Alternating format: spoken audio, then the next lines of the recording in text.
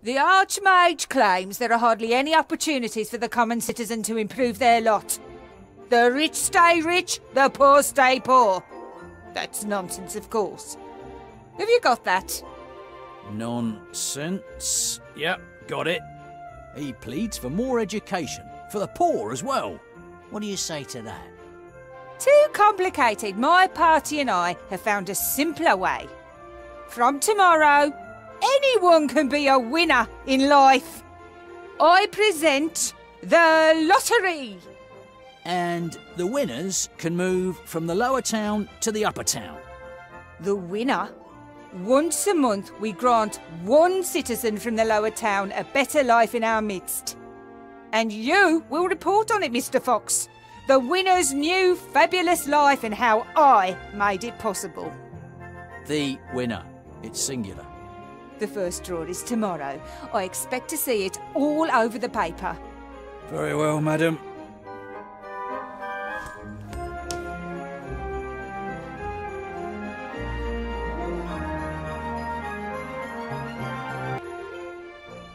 Hello, Bill. Wilbur. How's business? Could be better. I thought business would be booming now that the war's over. It is. But it could be better. Were you in the lower town today? What's the situation like? Those loonies are taking over. What, you mean the protesters? More gold for everyone, they demand. They should work instead, then they'll have gold. But isn't that the problem? They want to work, but there aren't any jobs. There's enough work. I've offered a couple of them work. Yes, but they'd like to be paid. You see, so it is all about gold. You give those layabouts a little finger and they take the whole hand. And who's supposed to pay for it? The honest trader. Then you're on the council leader's side, right? You bet. All the traders are. She's one of us after all, even if only by marriage. Her husband, old Van Buren, was the richest trader in the region. Was? Been dead 2 years. Was the last Van Buren. His father and his uncle before him were full-blooded salesmen. Out of their parents' vast and powerful trading group, they made an even vaster and more powerful trading group.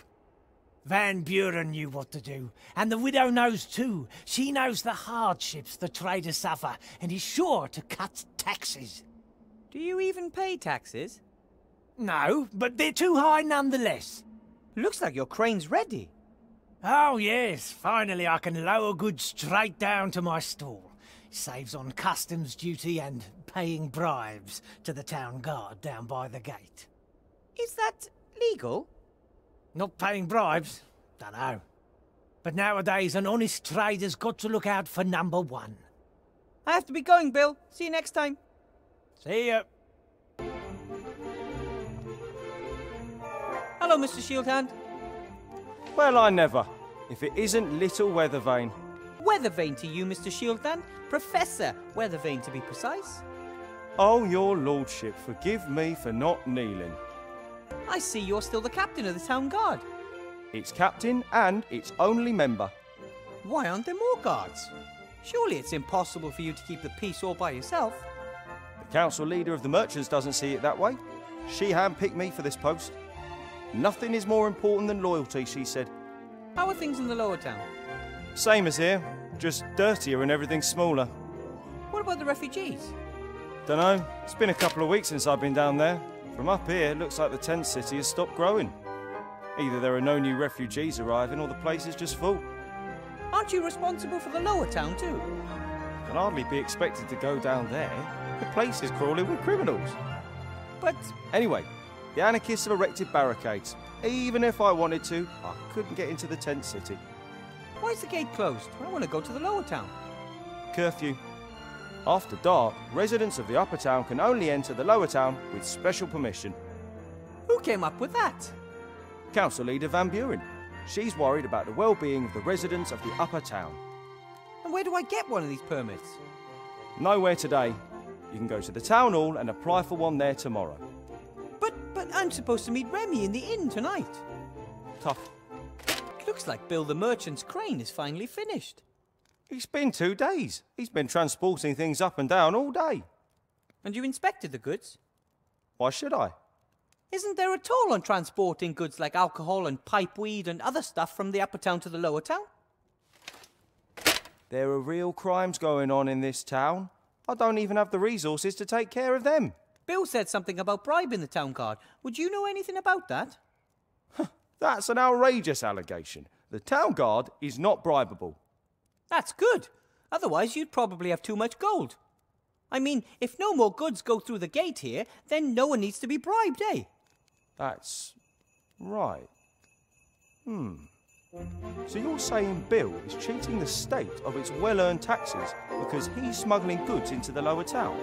Do you want to ban him from running the crane? No. Bill and his colleagues are very influential.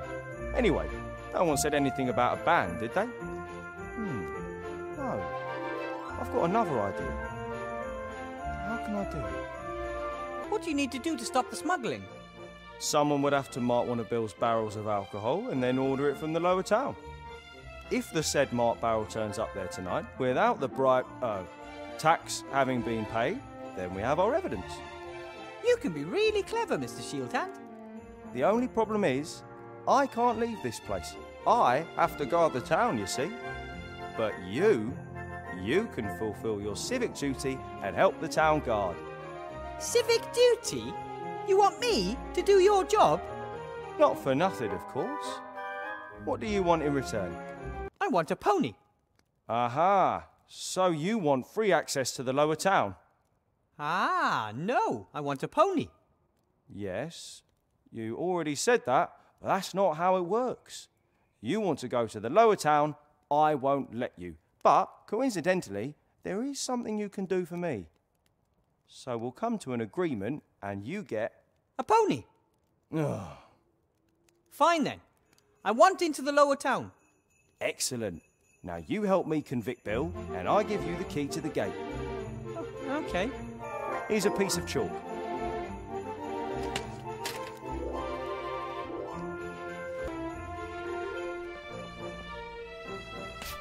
Done. Mr. Shieldhand?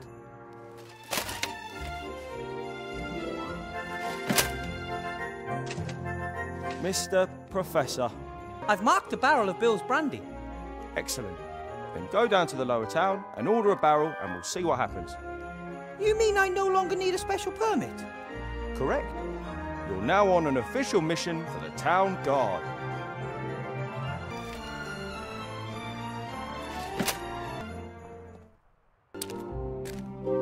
Psst! Bill! Who's there? And what do you want? My name is Guybrush and I want to be a pirate.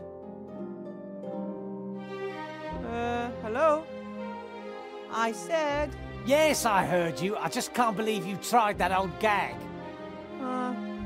Sorry. Who are you and what do you want? It's me, Mr. Shieldhand. I want to talk to you about my bribe. Or lack of, to be precise. Why do you call yourself Mr. Shieldhand? Because I am... Anton. Anton Shieldhand is my name. And I want a bribe. Petey, is that you? It's bloody dark down there. Yes, it's me, Petey. Why are you putting on a funny voice all of a sudden?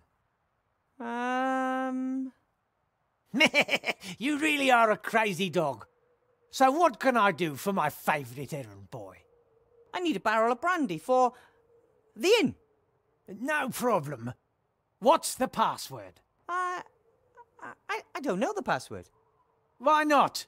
Aren't you Petey? Step into the light. Yes, I am, but I forgot the password. Ha! That's just like you. Ask in the inn. The owner knows it. Fine. A wooden box full of old tools. Some sort of metal clamps, a hammer, some wire. Probably Bill uses the stuff to maintain his stand. I'll take the hammer.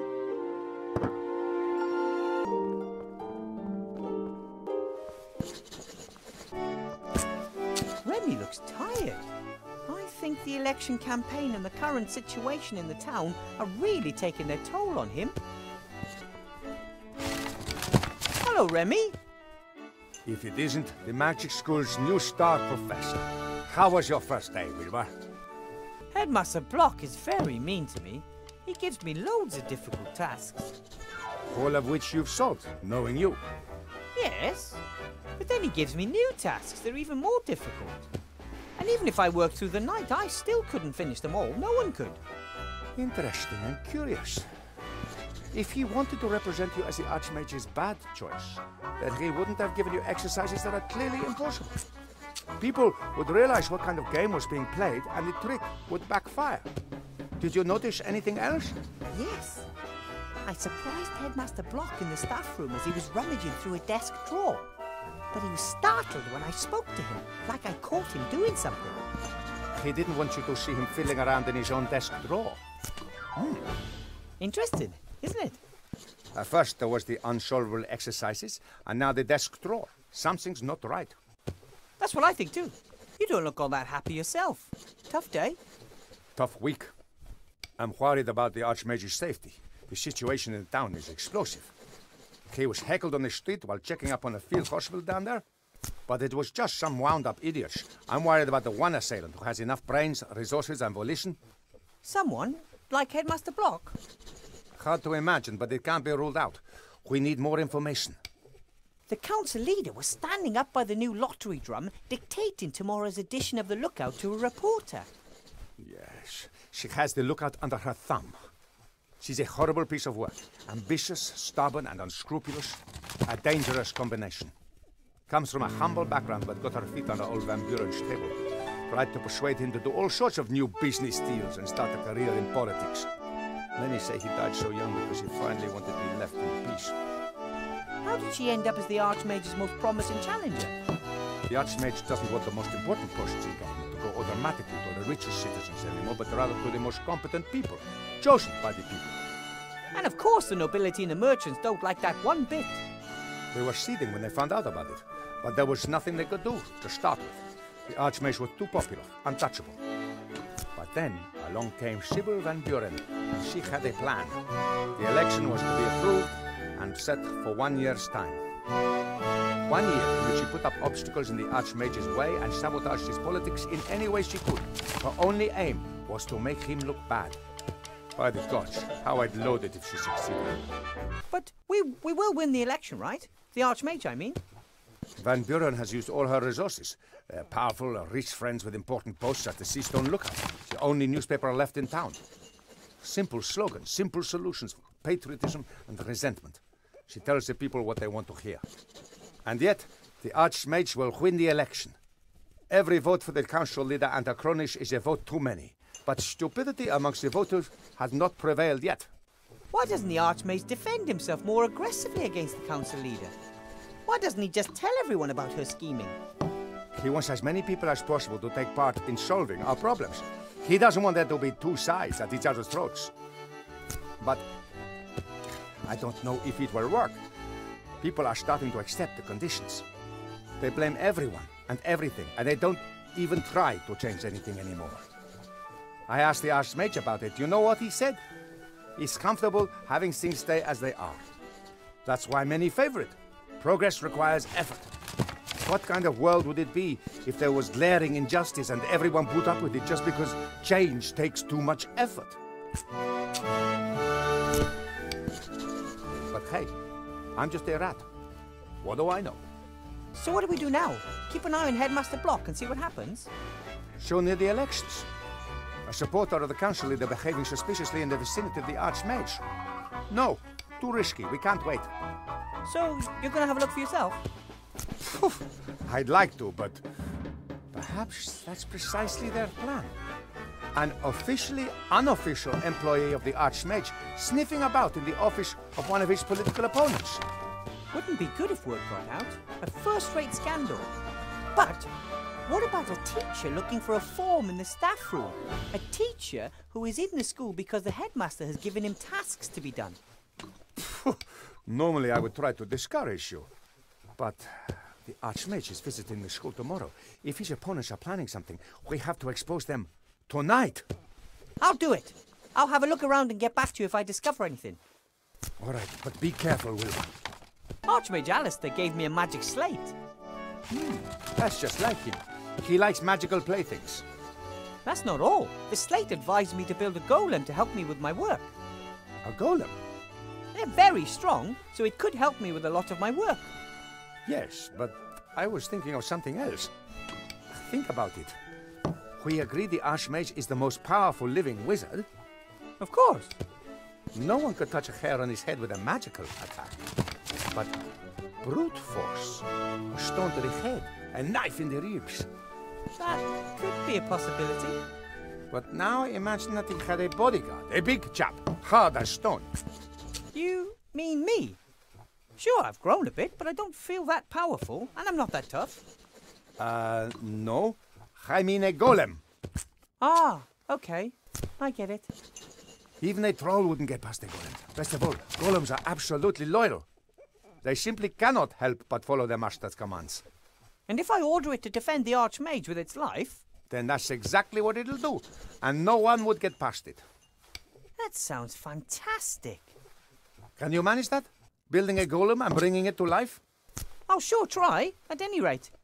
I'll get it to complete the headmaster's stupid tasks first, and then guard the Archmage. The headmaster and the council leader have come up against the wrong gnome. Then let's not waste any time. I'll build a golem bodyguard for the Archmage and have a look around the headmaster's office. Good idea. And let me know as soon as you find anything peculiar. No heroics, Wilbur Weathervane. I'll be careful. I'll go back underground. I want to find out about the dark magic the Archmage has been sensing for days. Good luck. You and Van Buren will not succeed with your plan. You may have great and powerful friends, but the Archmage has small and cleverer ones. Remy left his class. There's a mark. It says 2CL beside it. For most people, that's just a little sip. But for a rat, that's a fair amount of booze, I guess. Wow! A two-headed ogre. I've heard of those. I never thought I'd actually ever see one of those in real life. Or smell it. Hello! Little mini-man. But Blout, that's a guest. Welcome, noble sir. How can we help you? You're a two-headed ogre, right? Well, I am an ogre. Me too. So, you two are ogres. My name is Sloth, mage, philosopher, scholar.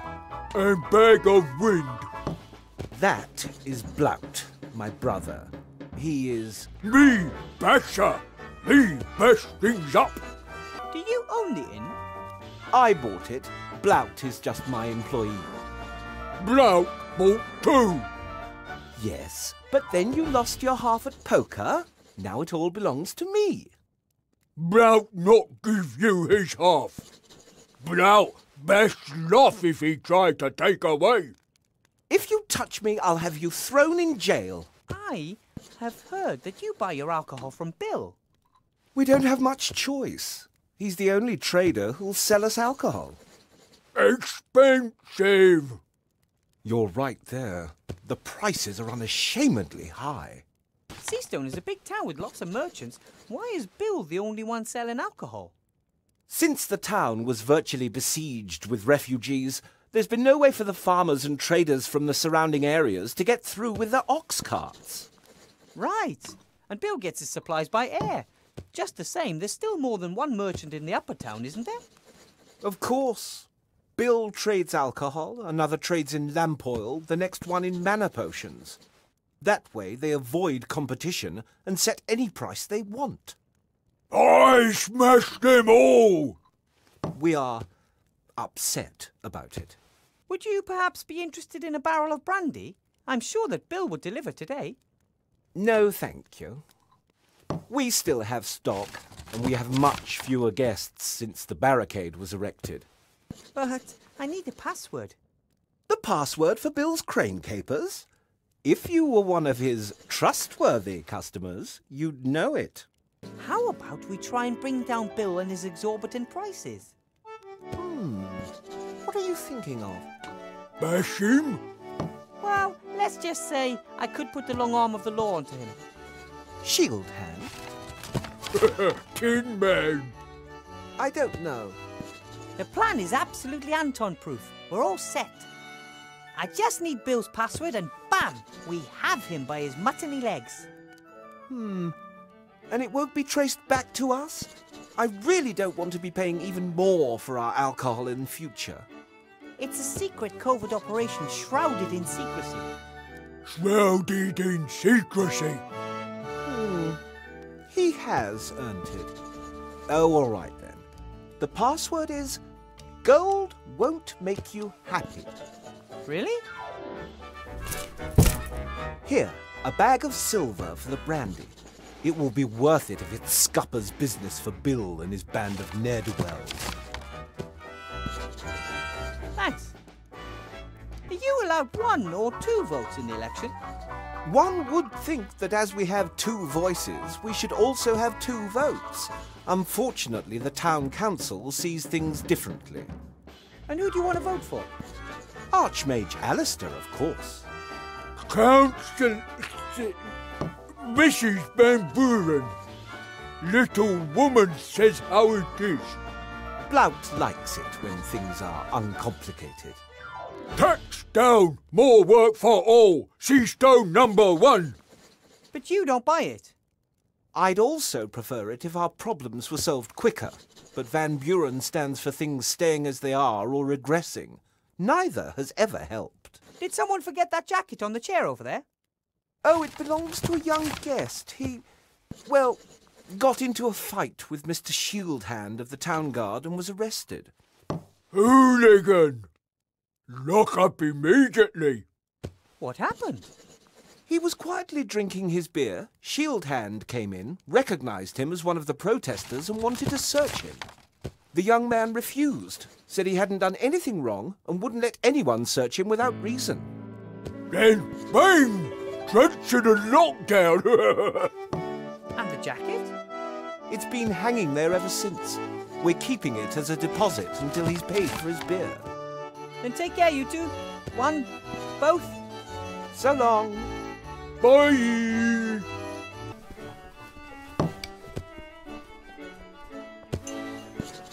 The jacket belongs to a protester. It has several patches and a badge pinned on the front. No one noticed. Swinging Seastone, the town that never sleeps. This postcard was clearly sent before the war. Even the Mage School Tower is in its proper place. Psst! Bill! So, Petey, what's the password? Gold can't buy happiness.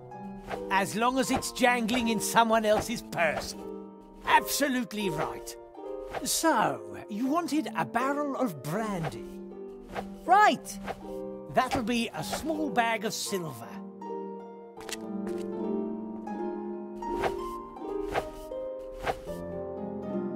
One barrel of brandy coming up. That's it. That's the barrel with the bark. What did you say? Nothing. Just thanks for the delivery. As long as you pay, I deliver. Take care. Bill didn't pay any taxes on that barrel. And those taxes build roads, care for the sick and elderly, and pay for my apple. Shieldhand won't be impressed.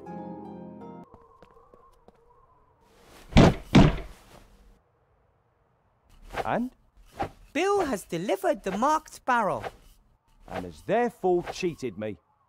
Just you wait. I'm going to get the bribe money I'm due and then some. Hey! Hello? What about my exemption? Hey, Mr. Shieldhand, we had a deal.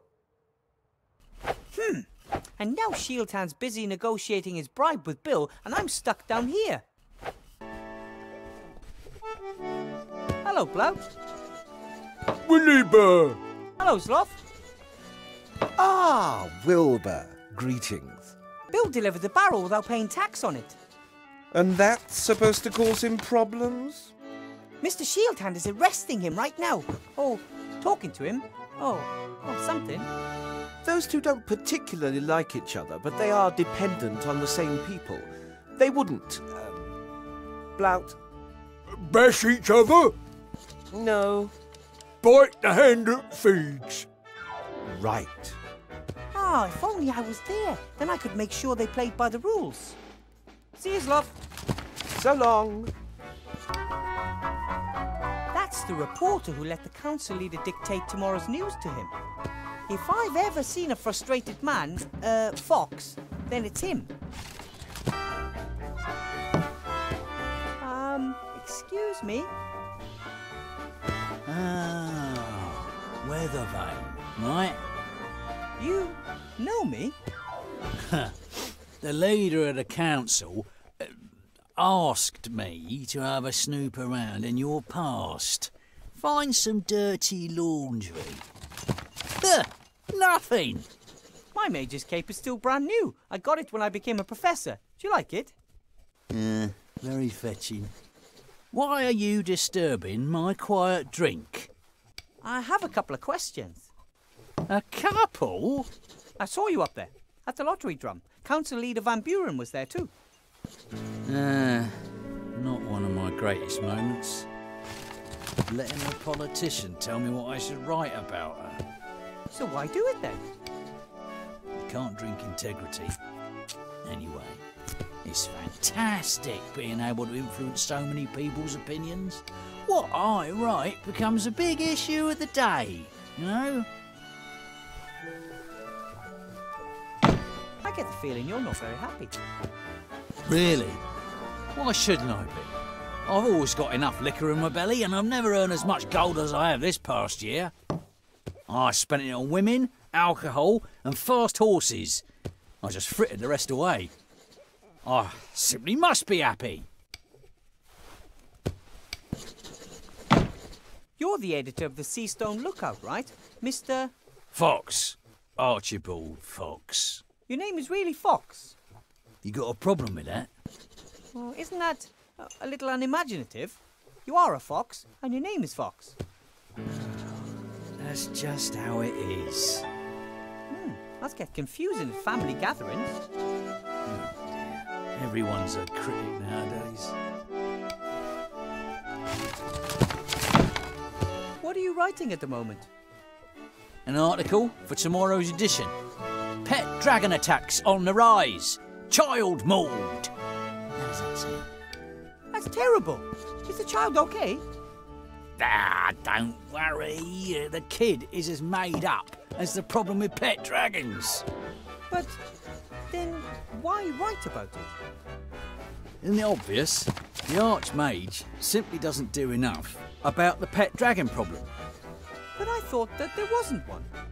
The leader of the council has now picked up the issue and has finally enacted a law strictly regulating the keeping of pet dragons. Everyone wins. My newspaper, because it reported on this urgent problem first. The leader of the council, because she acted quickly and decisively. And the citizens, because they don't have to worry about pet dragons anymore. Are you worried about pet dragons? No. You see, all thanks to Mrs. Van Buren. I noticed that you're always drinking from that same glass. So? Shouldn't the glass eventually be empty? It's a magic glass. Sloth came up with it. He didn't want to keep bringing me new glasses and I didn't want to keep waiting for the next drink. So he magically connected the glass with one of the barrels behind the bar. A win-win situation. I think I have a story for you. A real story. Yeah? As we speak, the captain of the town guard and a notorious merchant are negotiating bribes. What do you say to that? I'm shocked. No, seriously.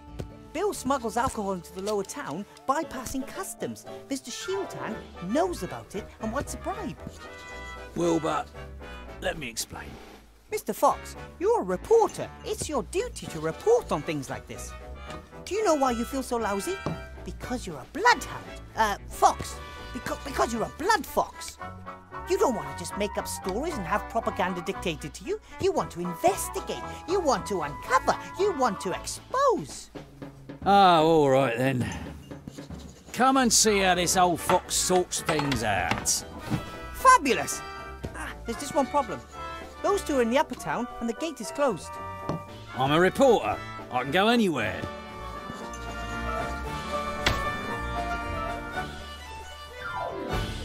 That's nonsense. If I gave you a gold piece for every barrel, I'd only be making 6 gold pieces profit on 3 gold pieces outlay. I may as well pay tax. I want my share. Nothing happens around here without my share. Good evening, gentlemen.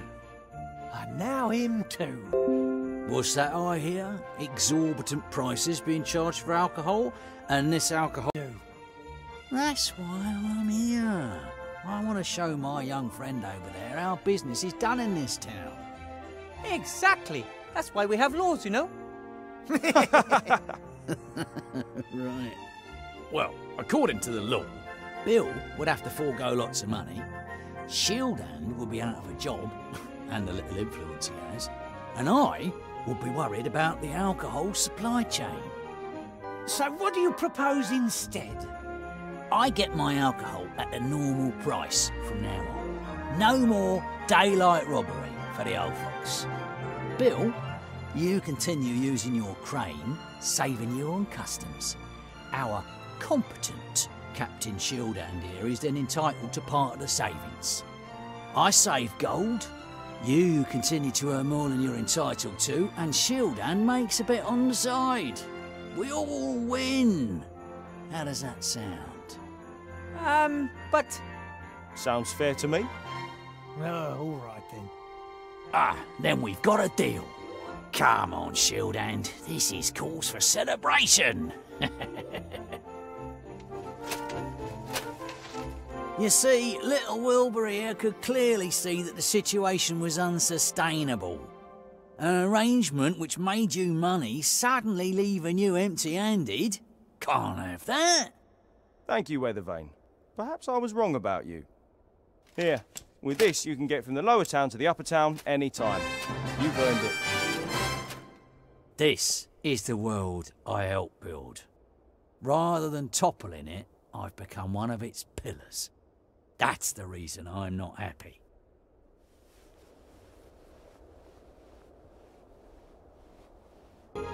What can I do for you? what can you tell me about golems? Golems are powerful magical beings. They are made of clay or stone, have unbelievable strength, and can work non-stop. Are they living beings or machines? They are tools for mages. They do heavy physical work for them. The mage inserts a piece of paper with commands written on it in its mouth, and the golem carries out these commands. Ah, where can I get a golem? Or do I have to build one myself? Golems are very rare and expensive, but their construction isn't difficult in principle. In principle? The body of a golem is a kind of statue of stone, clay, or other inorganic materials. In order to bring the lifeless statue to life, a spell written in magic ink must be placed in its mouth. And nobody knows this formula. That is not correct. I know the spell. But how? Ah, Master Alistair! He must have sensed that I'd need a golem to help me. The body should be easy enough to build, and you know the spell, so what's the problem? The spell must be written in magic ink. Some of the ingredients are very rare. Ah, Piffle, I'm good at finding rare things. What's the best way to go about building a golem's body? A golem needs a torso of stone, clay, loam, or similar. It also needs strong arms in order to carry heavy weights. And a couple of strong legs to move around on. Correct. The head of a golem must be made of clay and needs a mouth in which command notes can be inserted. That means I'll have to make the head myself. Unless I just happen to find a finished golem head lying around somewhere. What ingredients are needed for this magic ink? Does it have to be brewed like a magic potion? Like, stir 3 times to the left and then 4 quick turns to the right? I hope not. No, a simple mixing of the ingredients is sufficient. However, precise quantities are crucial. Okay, what are the ingredients? Exactly 2 centiliters of crocodile tears, exactly 12 teen drops of dragon sweat, and exactly 1 sea stone small ounces of soot. What in the world is 12 teen? And dragon sweat? It's kind of hard to make a dragon sweat. Correct. Dragon sweat is very rare. I'll think of something. Can you list the ingredients for me? No problem. You can see the list by looking at me in the inventory. What do you mean, looking at you in the inventory? You'll manage. I might have some more questions for you later. And I might answer. The troll just downed tools and called it a day. I should bring that up at the next staff meeting.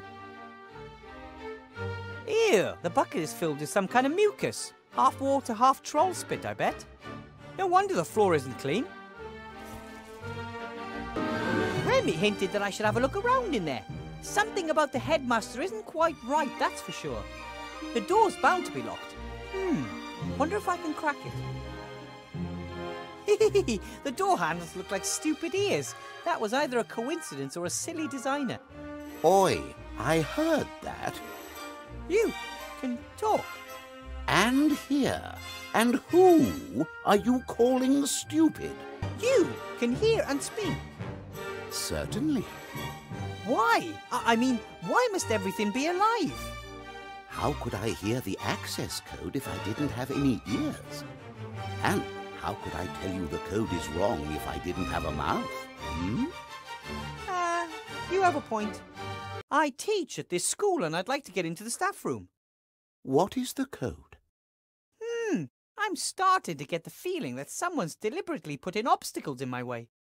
It's called life.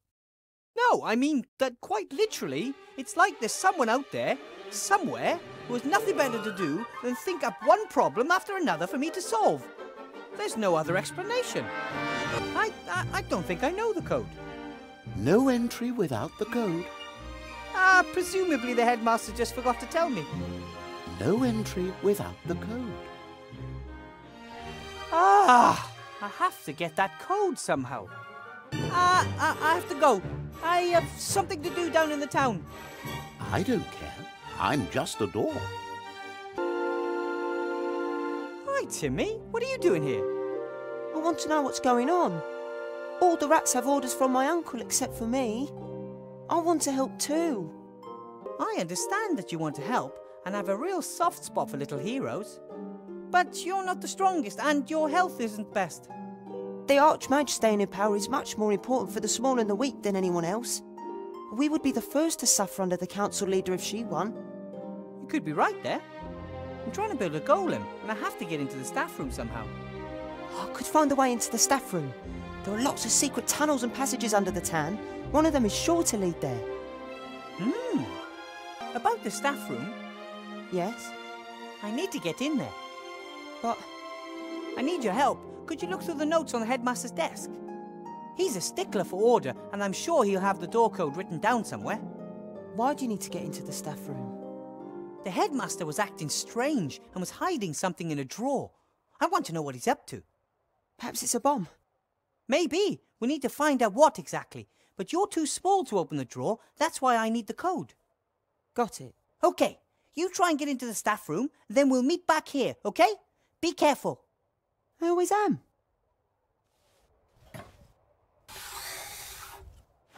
Hopefully that all goes well. Remy would never forgive me if something happened to Timmy, and I'd never, ever forgive myself. Hello, Sloth. Ah, Wilbur. Greetings. If you're a mage, Sloth, do you know how to build golems? I've never tried. You have? tried long time to build golem. Just too stupid. That's completely untrue. That was just playing around. So, I want to build a golem and I know the right incantation. Can you help me build one? No. I don't want anything to do with it. Psst. Really, Burr? Yes? What are you whispering about? I don't like whispering behind my back. Sloth always eavesdrop. Do you and Blout keep many secrets from each other? Not particularly. I just don't like it when Blout fiddles about behind my back.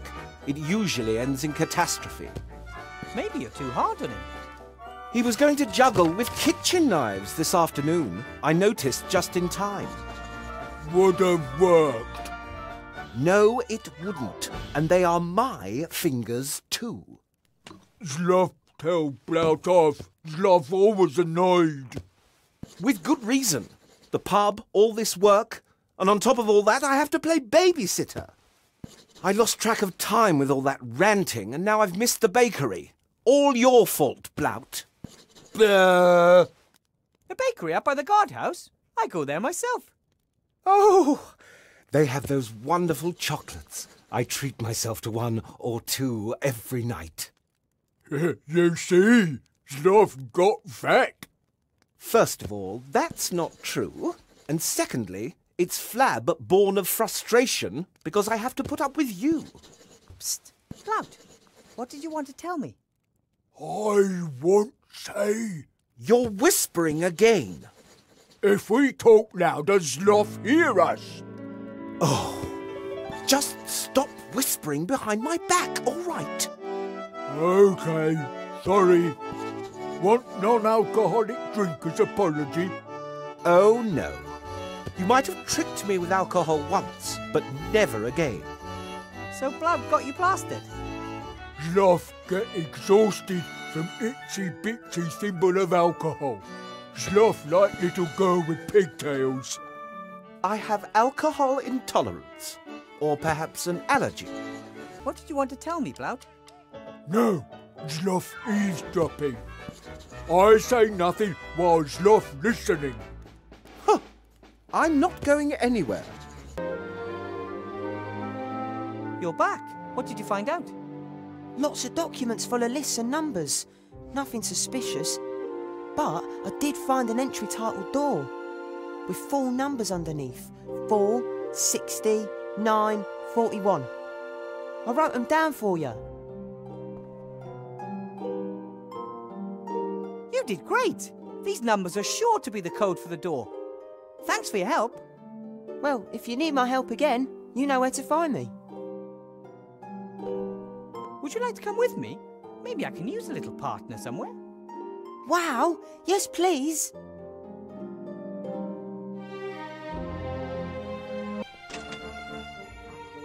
There are the chocolates Sloth was talking about in the shop window. 2 sea stone small ounces of indulgence per chocolate, with and without alcohol. Hey, Timmy, do you think you could find a way into the bakery through the sewers? Of course I can. And maybe you could borrow a chocolate? No, but I could steal one. I don't know. I don't want to incite you into doing something illegal. It's not against the law for rats to steal food. It's expected of us. Really? Have you ever heard of a rat being thrown into jail for food theft? Ah, true. Off you go then. Hopefully it'll work.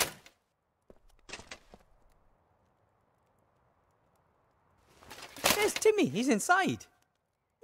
Looks like he can only carry 1 chocolate at a time. A red one. He understood me. He has the red wrapped chocolate and is heading up. What's he up to now?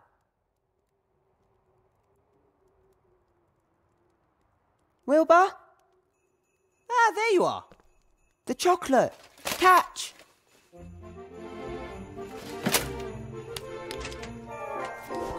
Now it's your turn. No need.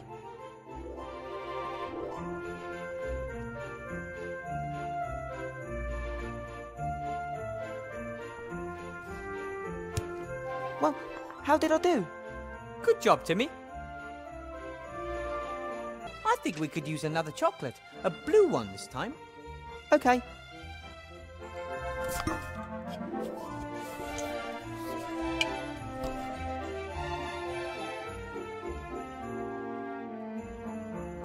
There he goes, up onto the roof.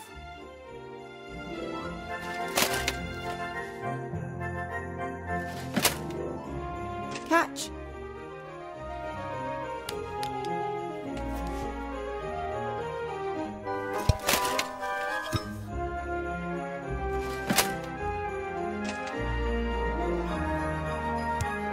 Good work. Right, I'll just swap the blue and red wrappers. Done. Do you want another one of your favourite alcohol-free chocolates? Oh, of course.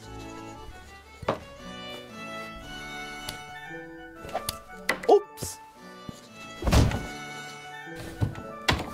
Ooh, ouch. Sloth KO. Very clever plan, Williber. What did you want to tell me, Blout? I hope it was worth it. Blout has Golem. Or part of Golem. Your brother's golem? No, other Golem. Blout bought it. Why did you buy a golem? And why don't you want Sloth to know anything about it? Sloth always so much work, much stress, much row. Blout scared if fight more. Sloth leave him one day. Right. That's why Blout buy Golem. Should help in Sloth and Blout have holiday. I see. And since Sloth had some bad experiences building golems, you wanted to keep it secret until it's finished. Where is the golem? Or the parts? Here.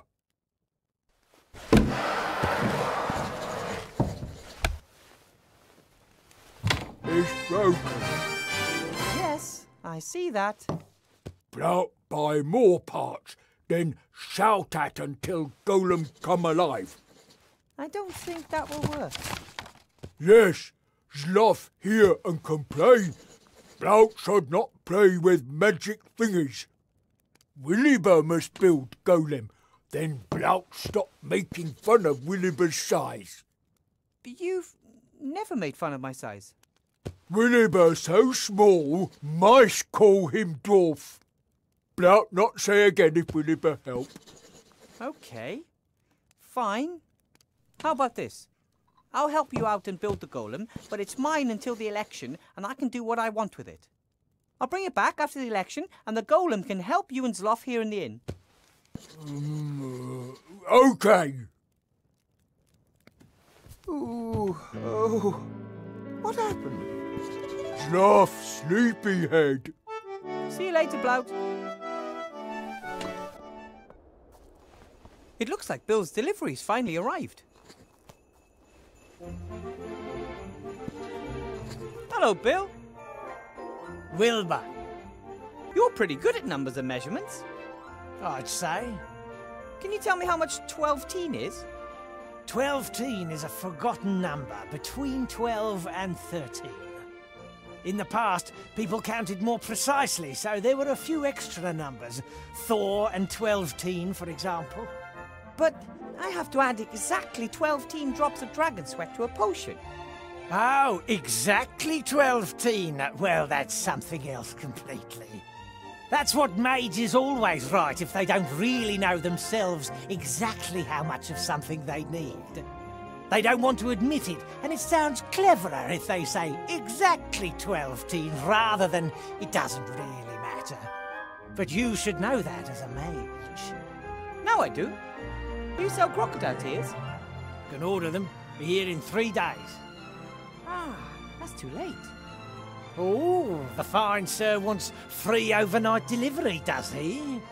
Do you sell dragon sweat? Dragon sweat? That's very expensive. I was afraid of that. But I need it badly. I mean expensive like, I'll give you half of my kingdom and my prettiest daughter. Even you can't afford that. Too bad. I have to be going, Bill. See you next time. See ya. I wonder if this box is supposed to move. I've heard of trunks with hundreds of legs, but this looks like a normal packing crate. Oi, what are you doing? This crate is moving. That's all right. That's... Stop him! Stop! Stay put! Outrageous!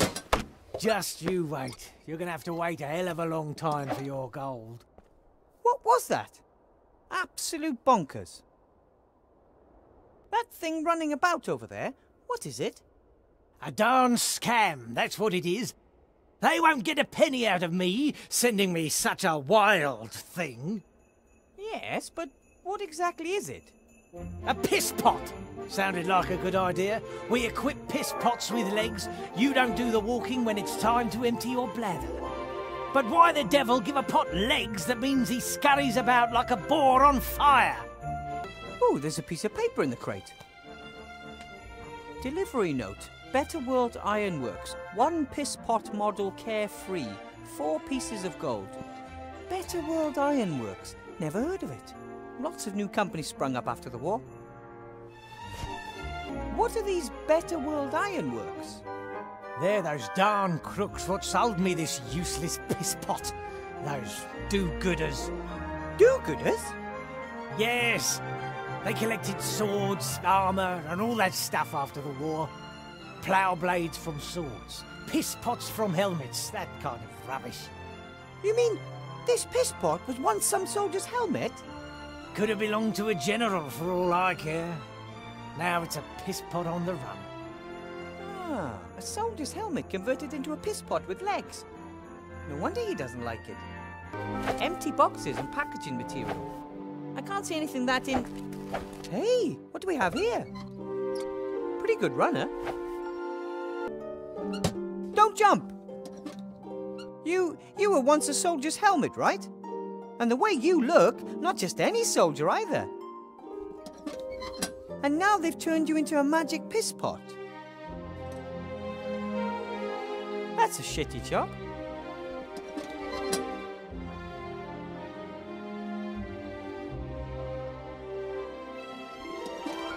How would you like to do great things once again?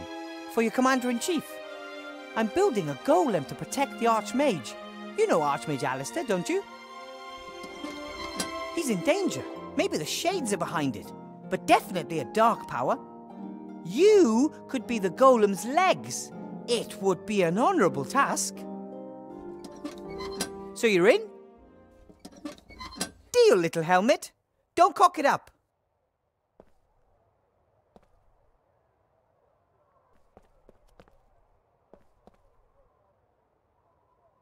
The first and most impressive barricade I've ever seen. The protesters took everything they could find and piled it up to make a huge wall. No one is getting through without a troll. That's that terrible boy from class. Pretty late for a little guy like him.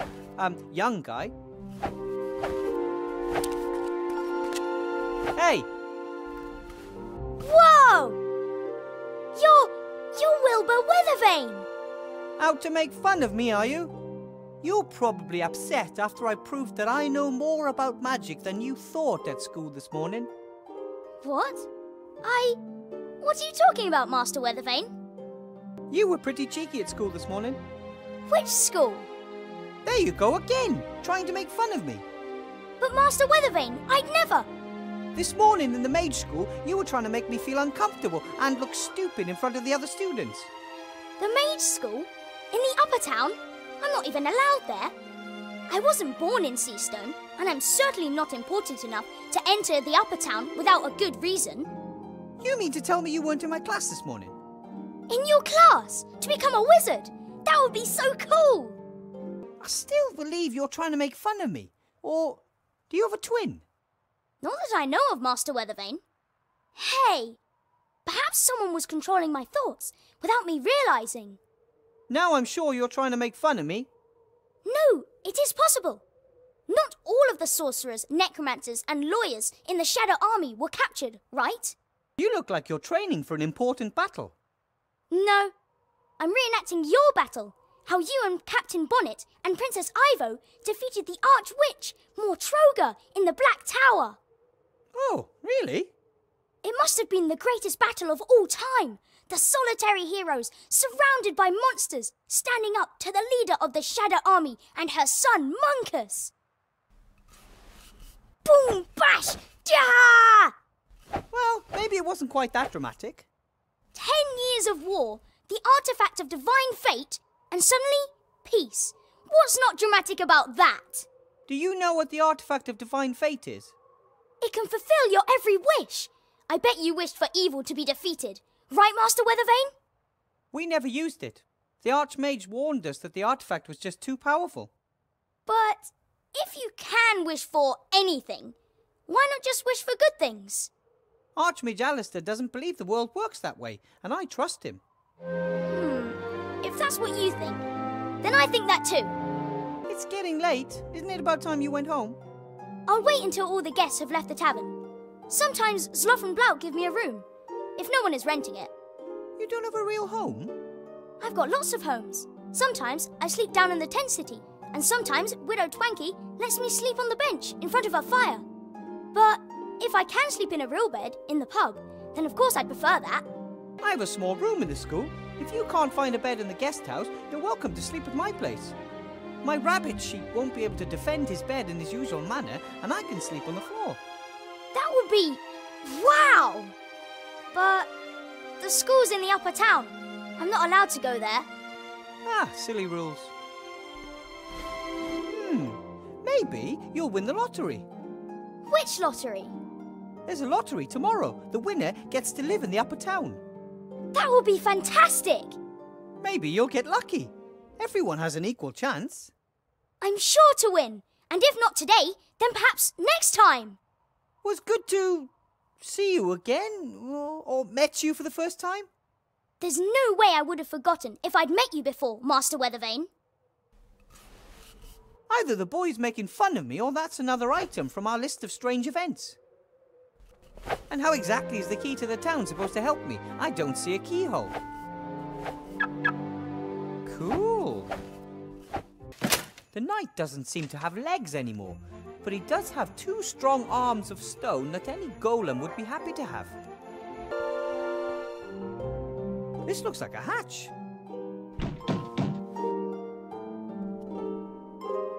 Hello? Aloha. Are you talking to the enemy? My name is... Shh! If you tell an agent of the government our real names, you'll endanger the entire organisation. What do you want to call us? My name is John. No, Paul. Next to me is, J-Stop. Your name is Paul? But you're a woman. Gender is just one of the fictions indoctrinated by the patriarchal society. Oh, really? I didn't know that. What are you protesting about then? We're protesting against exploitation, against discrimination, against poverty, and against the destruction of the environment. Wow, those are all important issues. What do you plan on doing? We're already doing something. We are demanding that things change. We've made a petition. And we're putting together a list of demands. We're still working on the wording. Problems with the neutrality guidelines. How far have you got? Dear brothers, sisters in arms, other forms of resistance are available. Fellow countrymen, countrywomen, country transsexuals, country gender nonconformists. Getting back to the whole making a change thing. If you want to make a difference, you can write "like" on a piece of paper and pass it through the hatch. Then everyone will know you support our cause. If you're for justice and change, you'll probably be voting for Archmage Alistair, right? The election's a joke. One corrupt politician replacing another. And behind the scenes, it's always the same people pulling the strings. That may be true of the council leader, but the Archmage... Big Man has got them eating out their hands. Exactly. The magic industrial multinational that was responsible for the war. So you're entering your own candidate? That's pure daft. There's no point. We're doing the only thing that will lead to success. We're protesting. Maybe I can pass on some of your demands to the Archmage and we can see what can be done. We demand that no one in Avantasia should ever be poorer than average. Isn't that mathematically impossible? Not at all. If every resident got exactly the same amount of gold, then no one is poorer than the average. But if everyone gets the same amount of gold without having to do anything for it, why would anyone bother to earn the gold in the first place? Only someone who belongs to the rich elite could ask something like that. Did you build the barricade? Aye, that's right.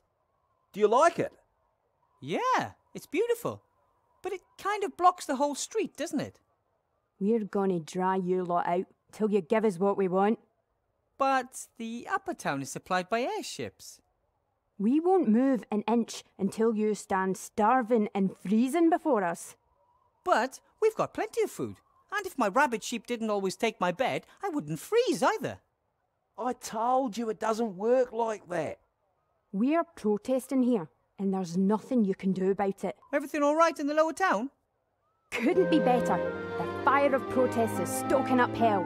People are being drawn closer together by a common noble goal. And because of a lack of space. Whisht! Why did you set up the barricade here and not at the gate? That would have given you loads of extra space. And the inn would have been on our side too. Our barricade is more visible this way. The elite should quake at the sight of our resolve. I don't think they're doing that. You're clearly trying to drive a wedge between us, Agent. See? The fat cats are trying to sabotage us. They're afraid. That's a good sign. I need clay to mould something. There's lots of it just outside the town. Could you please let me through? Aye. That would really suit you, wouldn't it? Yes. But we're not going to let you through. Could you maybe pass me a lump of clay through the barricade then? What do we get in return? Are you doing deals with the enemy? We don't make deals with dirty capitalists. That's more like it. I don't want the clay for myself. I want to use it to support your cause. How's that? If you give me just a few handfuls of clay, I could really improve the barricade. Really? Sure. I can smear the clay between the boards from here and the sunlight would bake it hard as rock.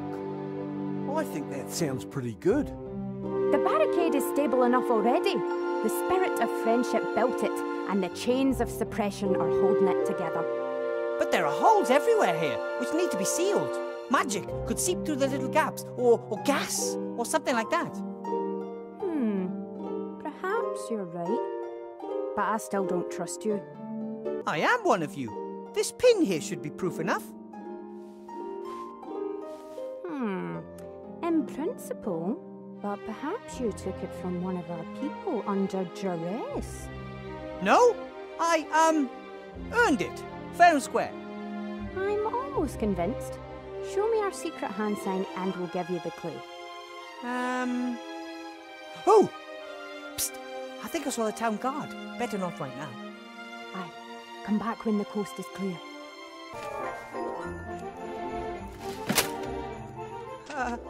Hello? Is anyone there? You bet there is. My name is Wilbur Weathervane. Who are you? Wilbur Weathervane? Good alias. Call me Mr. X. My friends call me X. X? Strange name. Still, better than Goalpost Head, I guess. Why are you locked up? They want me out of the way. I know too much. But they don't just lock people up for being intelligent. They do if you know the wrong things. We're being watched. By whom? They are watching us. Who are they? The wizards? Them, the ones watching us. They're out there. How long have you been in prison? A few days, but I suspect they'll never let me out. I'm a political prisoner. They want to silence me. Tell everyone. The truth is out there. Here, in Seastone? Yes, probably. Do you really think you'll be in there long?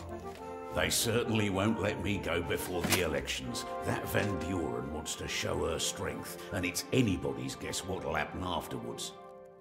Either way, I'm not going to wait until some court passes judgment on me. I'll escape as soon as I have the chance. Zloff, the inn's landlord, said you were arrested because you didn't want to let Mr. Shieldhand search you. And why should I? I haven't done anything wrong. He knew I was one of the protesters. He just wanted an excuse to lock me up. If you're one of the protesters, then you'd have to know their secret hand signal, right? Yeah. Can you show it to me? Ha! So you can tell them what it is. No! I need it, and I'm one of you. Then you must know the signal yourself. Of course I do. Yeah? Then do it for me. Do the secret signal. No problem, but you first. What's all that about? I don't know if you're one of us. Besides, you've been in prison for quite a while, and maybe they brainwashed you. All right. Now you. You are one of us. Well then, I have to be going. Take care of yourself, brother.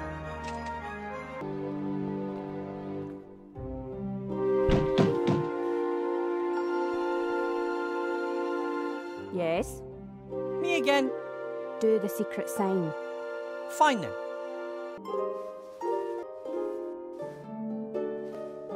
Aye, spot on. I guess you really are one of us. That's what I told you. Here, take these. You can hang them up in the upper town. Posters? I'm really more interested in the clay. Yeah. Here's some clay as well. May this clod of pure earth serve the good cause. Oh, it will. So then this hole... that should keep out any poison gas. The rest of the clay is for the golem head. Right then. How should my golem look? Oh yeah, that's the way I like it. Do it. The eyes, yeah. Oh, the nose. Oh, that's tricky. And of course, not to forget the mouth opening. That's it. Perfect. Should blocking Van Buren manage to fire me, I think I'll turn sculptor or golem head designer. A small fire spell can't hurt. Ignifaxius ignisfero. I'm pretty sure that clay sculptures aren't usually baked this way. But hey, this is innovation. Psst. X. Yes. About your chisel, Yes. I might have the right hammer for it. Really? That'd be good. Yes, but first you'll have to lend me your chisel for a bit, and then I'll return it with the right type of hammer. What if you don't? Perhaps the guard will catch you. Or you'll meet the love of your life while hammering and simply forget about me. Or perhaps you'll be appointed God of Thunder and sod off to Asgard. Anything is possible, more or less. But I'll definitely bring you a perfectly matched hammer and chisel first. Nah, too risky. What type of hammer do you want? Eh? What type of hammer? Just a hammer. Oh, but there's a whole range of them. I lived with the dwarves for a long time and learned quite a bit about hammer technology. You could have a dwarven steelhead hammer, a common roundhead hammer, a war hammer, an MC hammer. A dwarven steelhead hammer? Yeah, left or right-handed. I just want to knock a few stones out of the wall. Out of this wall? What kind of chisel have you got? When was it made? Oh, what type of alloy did they use? I don't know. Hammer and chisel have to be perfectly matched, you see. If they're not, well, things can get pretty ugly. Really? Incorrect chiseling could cause the entire building to fall down. And what good is a hole in the wall if you're buried under tons of rock? But I don't know what kind of chisel it is. That's why you should always work with professionals. Give me the chisel, and I'll look for the right hammer. Oh, thanks.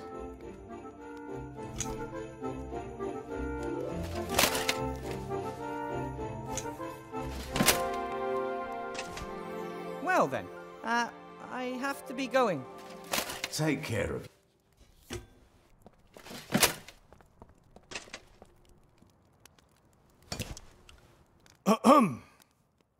I hope you're not about to damage town property.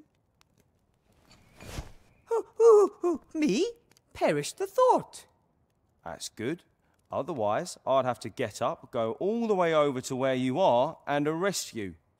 Let's spare ourselves both the trouble, shall we? Okay, troll spit isn't as sticky as troll snot, but maybe it'll do as a substitute for paste.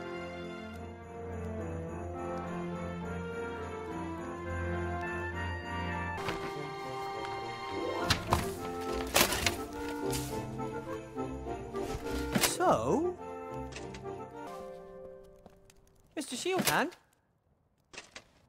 Mr. Professor. There's a protest poster on the notice board over there. So?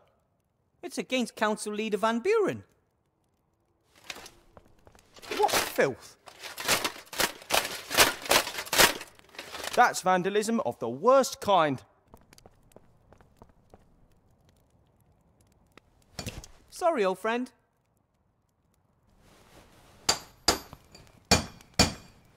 He still looks ready to fight.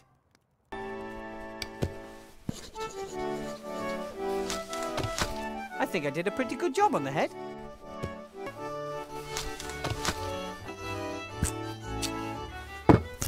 And now the golem's body is finished. All that is missing is the spell written with magic ink for its mouth. Hello? What is the access code? The code is 46941. Correct. Then shouldn't you be opening right about now? I don't know your voice. Headmaster Block hasn't introduced you to me. But I have the code. I have a dual-level security system. The correct code must be delivered in the voice of a teacher whom I know. That would have been too easy. It's me, Headmaster Block. I may not have the power of sight, but I do have an exceptional pair of ears. You are not Headmaster Block. The door won't be fooled so easily. The code has to be spoken in Headmaster Block's voice. That is a bit of a problem. What can I do for you? Can you imitate voices? I can imitate the call of more than 17 birds. I'm more interested in human voices. I am sorry. I only have one voice at my disposal. A very pretty voice. Oh, of course. I can, however, record speech. Record speech? What do you mean? Record speech? What do you mean? Fantastic! Fantastic! Okay, you can stop now. How does this recording thing work? I can record all of your conversations. If desired, I can play back only certain parts of the recording. You mean that if I can somehow get the headmaster to say 4, 60, 9 and 41 in conversation, you could repeat those numbers in his voice? Correct. Excellent.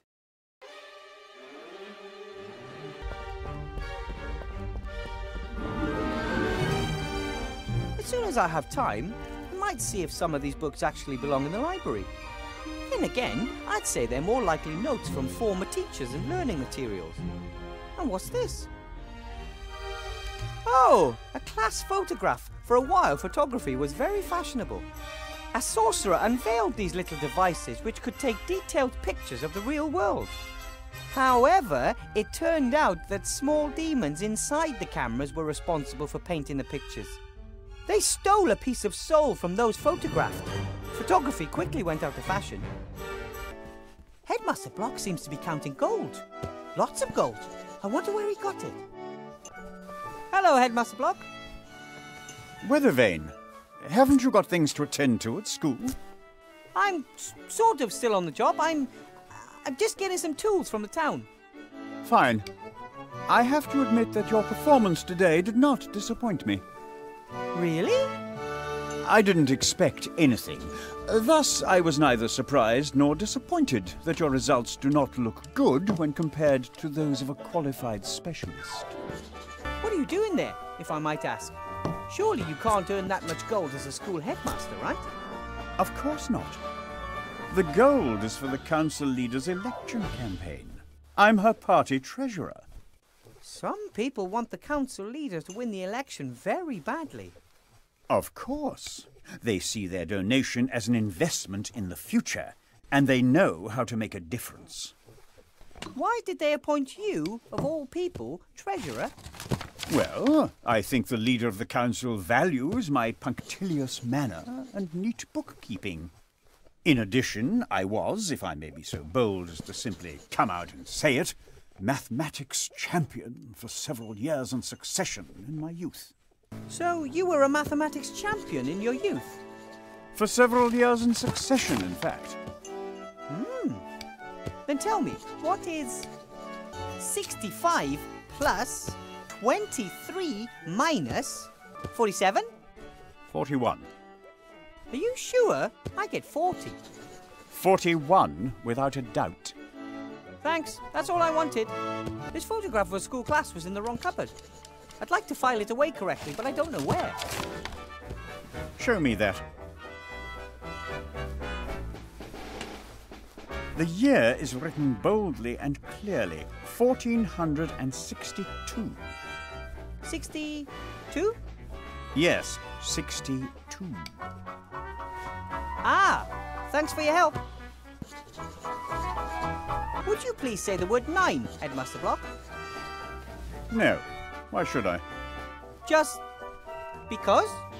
Professor Weathervane, it may be that you pass your evenings with silliness, but I prefer to be productive in the twilight hours. Of course. Forgive me. How many rings of power did the humans get again? What are you talking about? In that saying. 3 rings for the elven kings under the sky. 7 for the dwarf lords in their halls of stone. You know. Never heard of it. I could really go for a nice dwarven ale about now. How about you? It would kill you on the spot. You do know that. Oh, I grew up with dwarfs. The cellar master always served dwarven ale in the garrison pub. It's strictly forbidden. Who says? Licensing Law, Paragraph 9, Section 1. Dwarven ale may only be served in specially secured underground bunkers. Paragraph 9 says that? Paragraph 9, indeed. Ah, the cellar master probably didn't know that. I'm going to send a carrier pigeon off to him tomorrow morning to warn him. A clear liquid, in a glass, in a bar, what could it be? Water. Sure, why not? A nice glass of cold water. It's warm water. I drink 2 glasses of warm water every evening. It helps the digestive process. Why don't you drink 3 glasses of water? Or 4? 4 glasses of water in one evening? That really would be decadent. Besides, you'd probably have to keep getting out of bed to go to the toilet. Yes, 4 glasses of water would simply be too many. But it's good that we were able to talk about that.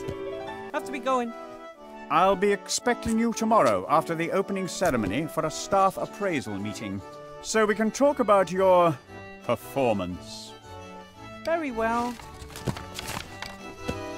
My golem and I are going to show you. What can I do for you? Ahem! Would you please let me and Headmaster Block in?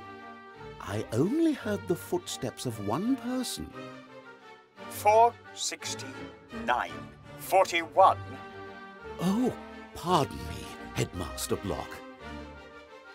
That's better. Blocky won't mind if I borrow his pen.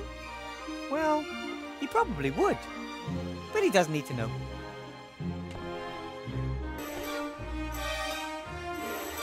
Right then. Blocky was fiddling with this straw when I surprised him. A small bottle. What's this? A letter. Dear Council Leader Van Buren, rest assured of my fullest support during the election campaign. Nevertheless, as headmaster, it is my duty to point Article 47, Paragraph 6 of the school rules out to you.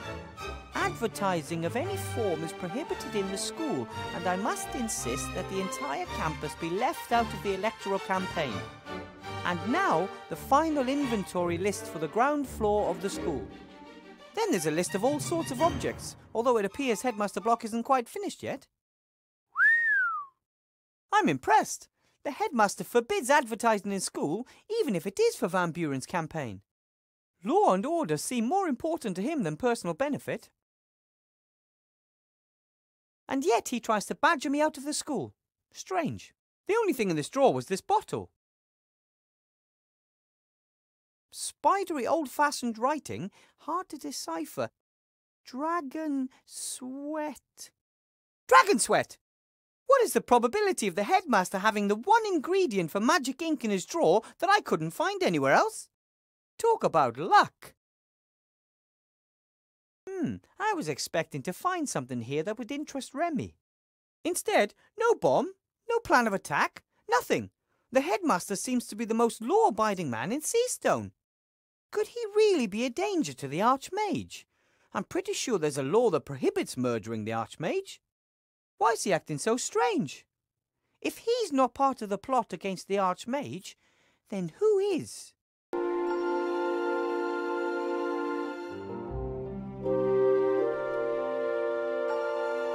The fire's melted the ice. Now it's water.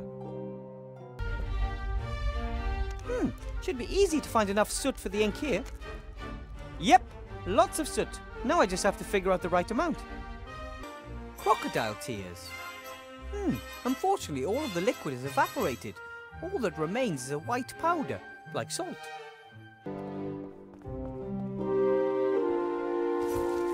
Filled to the 2 cl mark exactly.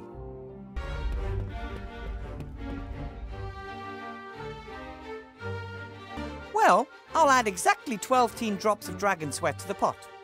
And done! All right, now 2 cl of water to the salt, and I have the right amount of crocodile tears. The concentration may be wrong, but I've never heard of that playing a role in alchemy. It's the amount that counts, the amount's the thing. 2 cl of crocodile tears. Looks good.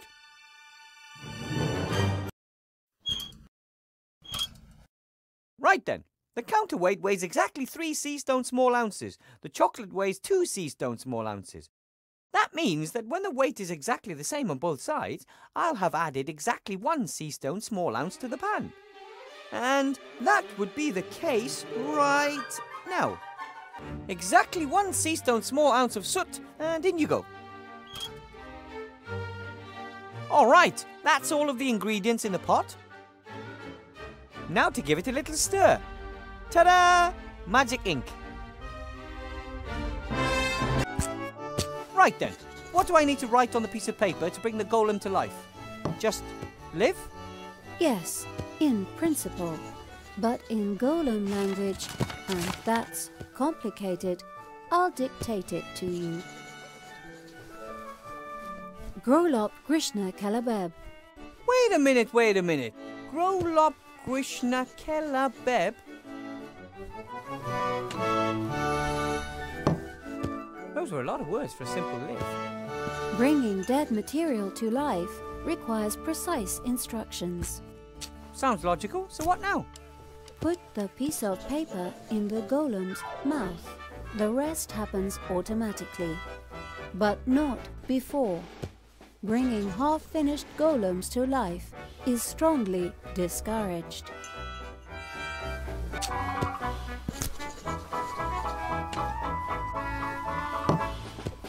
Here we go. Blout, it's time. Do you want to watch? Time for what? What are you two up to? Williber build golem. Impossible. Come, You allowed not to. Right then. Live! What are you doing? I felt it'd be boring without some thunder and lightning and so on. Bosh!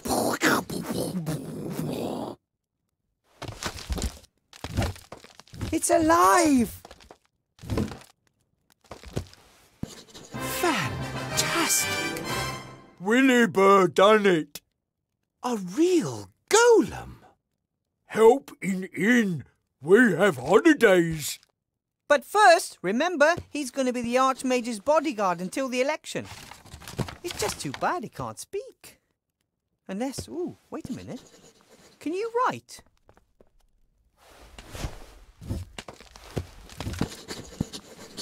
What are your orders, Master? Let's go to the mage school. We can discuss everything else there. Good work, Wilbur. Thank you. It feels good to be able to take at least one worry off the Archmage's back. Until then.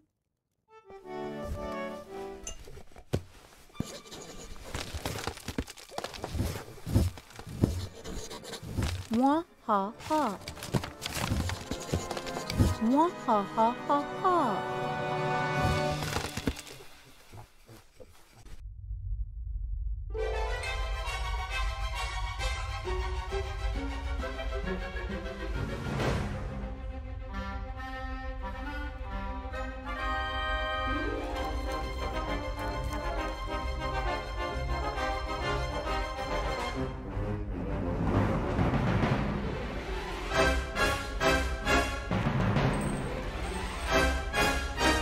You looking for this? What the? Oh, the Archmage spoke of an evil presence in the school, but I never thought that I was the presence. I was under your nose the whole time and you didn't even notice. Are you something like my evil self? I'm no petty sideshow conjurer. I'm the greatest sorcerer in the world.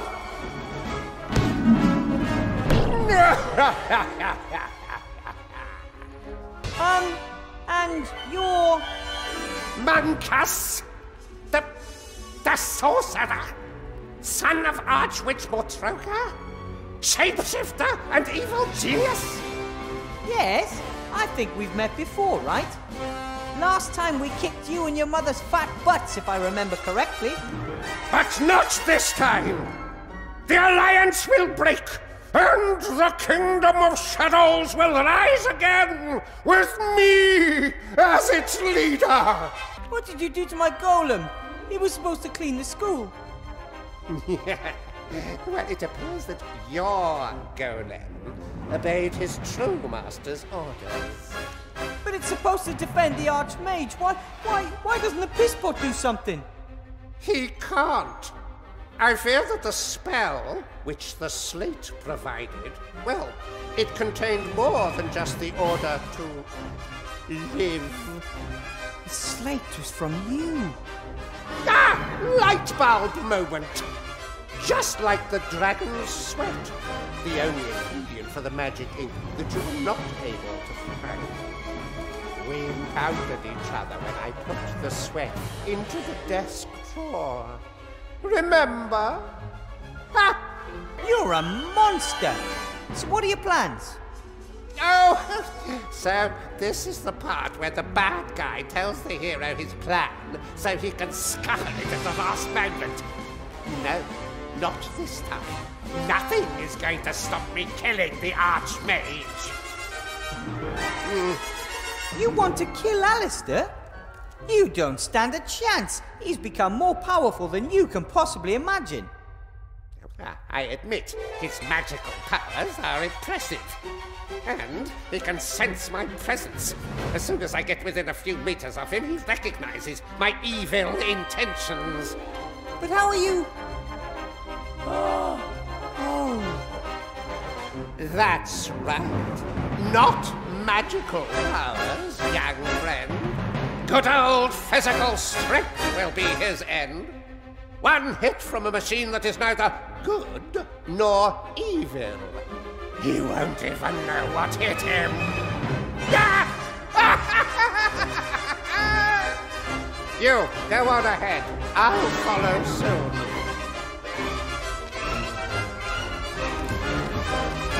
No! I'm a teacher and a graduate mage. I demand that you release me immediately. Otherwise, what? I feel the blood rush into my head, and I don't have a handkerchief with me in case my nose starts to bleed. No tissues amongst all this stuff you've been lugging around with you. But there is this. That's mine! Give it back! Just as delicate as peace in a world without the Archmage.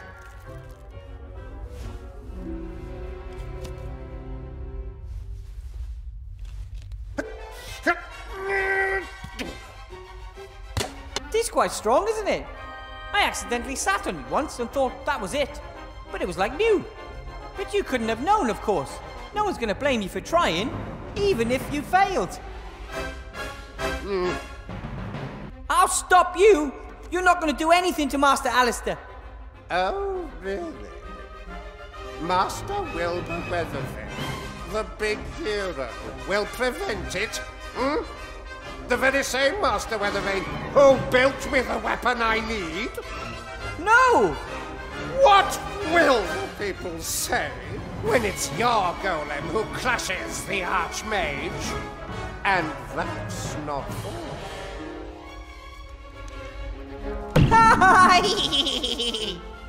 No!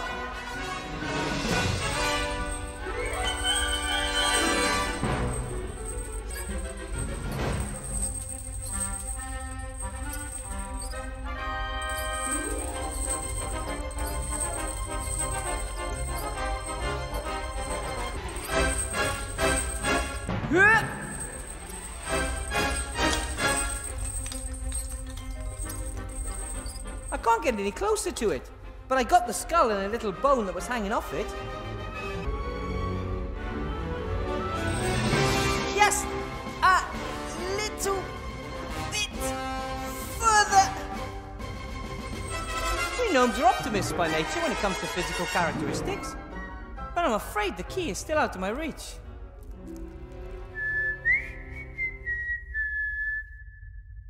Timmy! What are you doing, Mr. Professor? Long story. You gotta get me out of here, okay? Fast!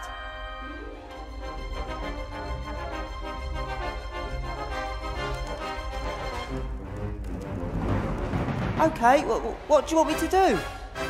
The key on the desk, Timmy. Can you reach it? I can't get up there. I thought you were really good at climbing. Yes, but not flying. Well, think of something. Timmy, a thread from the curtain. Can you bite one off?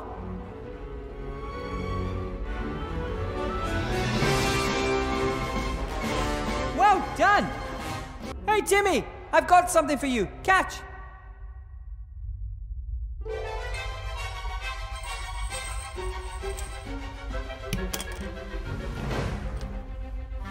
Great! Now, please tie the hook to the end of the thread.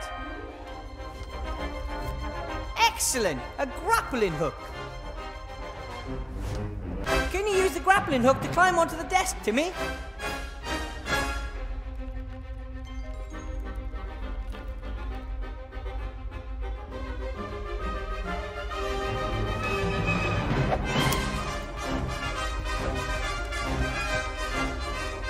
Great! A wooden ruler. They used to be used not only to draw straight lines and measure out distances, but also as a substitute for a cane. All right! Grab the key! The ruler, Timmy. Can you push almost half of it over the edge of the desk? I've got an idea.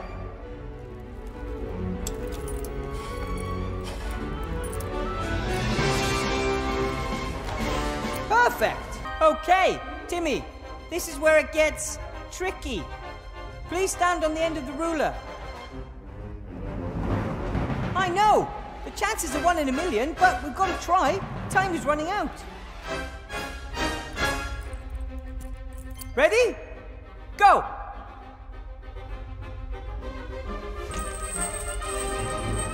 Way! Well, How good was that? The shackles, fast!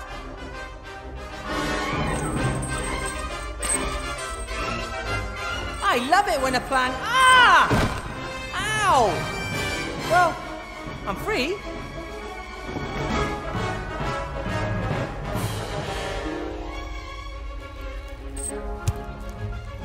Well done! Now listen to me. You run as fast as you can to your Uncle Remy and tell him that there's an attack planned on the Archmage. Got it? An attack on Master Alistair? That shapeshifter Monkus is behind it, and he has a golem, my golem. We could do it. I'll get Uncle Remy.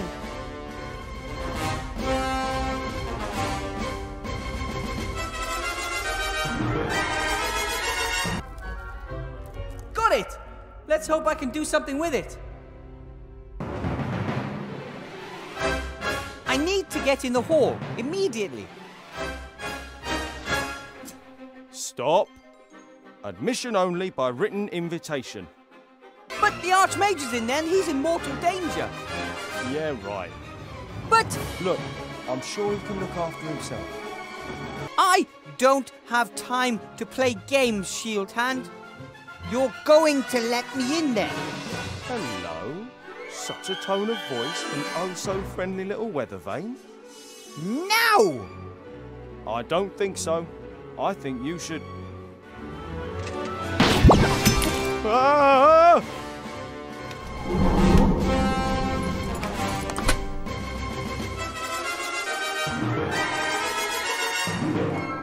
Oh, just in time. Ah, Wilbur, good to see you. Hello, Archmage. Good to see you too. No! No!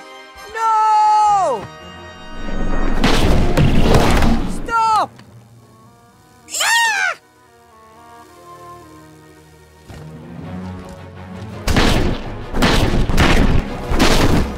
Enough! I should have known that you'd be there, Miss Monkus. This is the last time you hurt Aventasia. We're going to have you imprisoned and...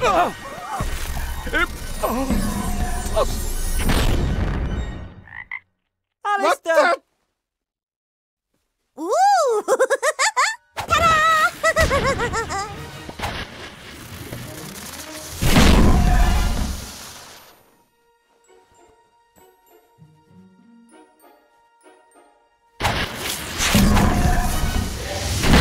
Danger! We have an intruder! Wilbur Weathervane! What the... You're too late, Shield Hand. The Archmage has been murdered. By him! But... what? How? He has murdered the leader of the Alliance, which makes me the new leader. Arrest him, Shield Hand! But...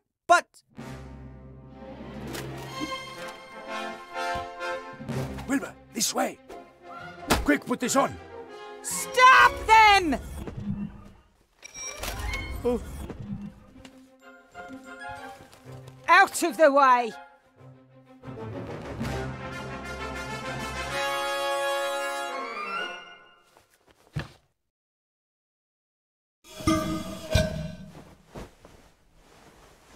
The Archmage, we have to...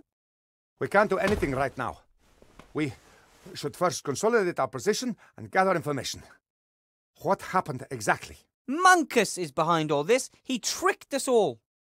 Monkus? The sorcerer? He can use his amulet to transform himself. He assumed the role of the street urchin and the school headmaster, at least temporarily. We never found him in the Tower of Evil. And how could we? He must have disguised himself as one of our own soldiers and come with us to Seastone. The golem has never really listened to me. That damned magic slate whispered him his real commands. I built the weapon which tried to kill the Archmage.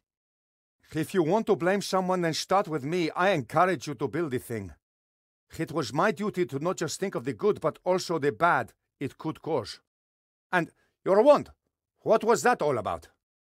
The Archmage is the most powerful mage I know, and I saw him being turned into a frog, just like that. I don't know. It behaved strangely yesterday in class too.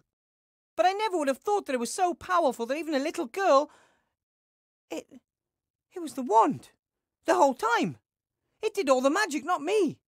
It's so powerful that even a little girl... It's all my fault.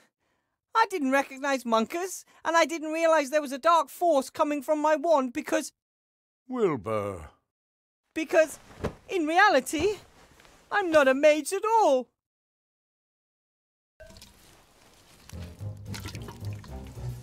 What's the situation? Not good. Another 2 of us have been turned into hamsters. The town is a nightmare in pink. The resistance has collapsed and the lower town is more like a ghost town. The Van Buren girl is transforming everything that is in her mother's way. There's nothing we can do to stop it. How's our patient doing?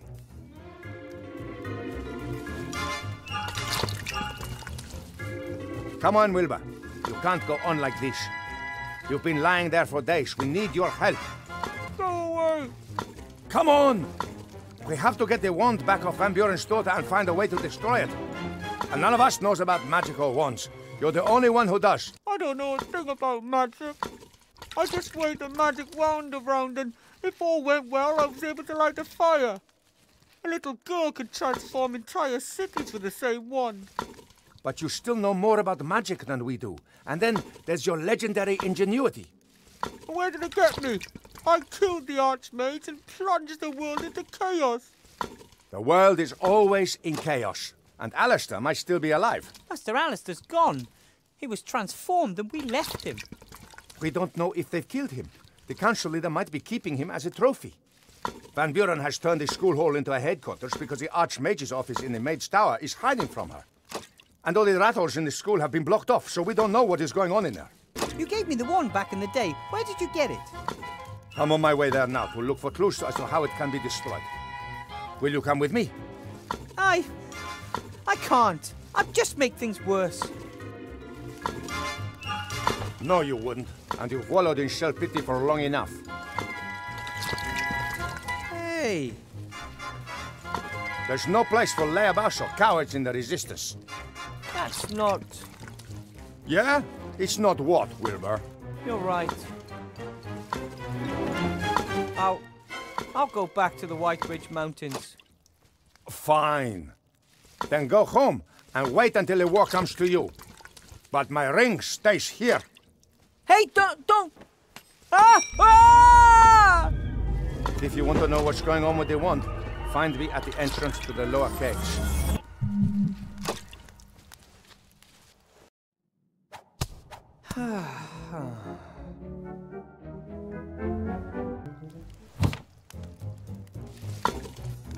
The cook brought me the water skin on the second day. It was high time too. I was dying of thirst. It's made of rubber. That's pretty unusual. Water skins are usually made from everyday materials, such as animal stomachs and the like. Not something exotic like rubber. What's this? Some kind of little bag. I'll take it with me.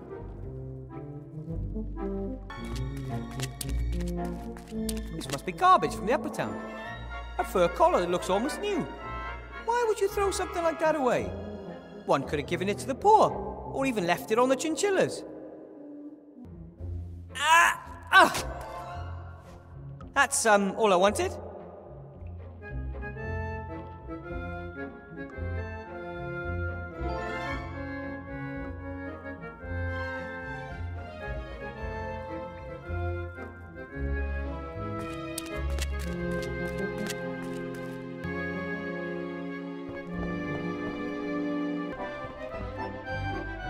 Hey, that's a knight that says knee.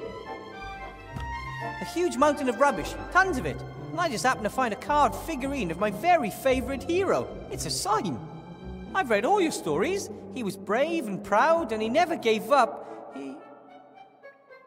Because of you, I wanted to experience adventure and left the White Ridge Mountains. And you were only a story.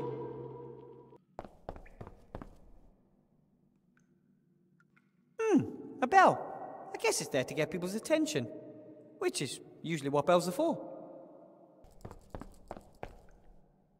Should I ring it or not? Do I really want the attention of someone up there? But the hole seems to be the only way if I ever want to get out of here.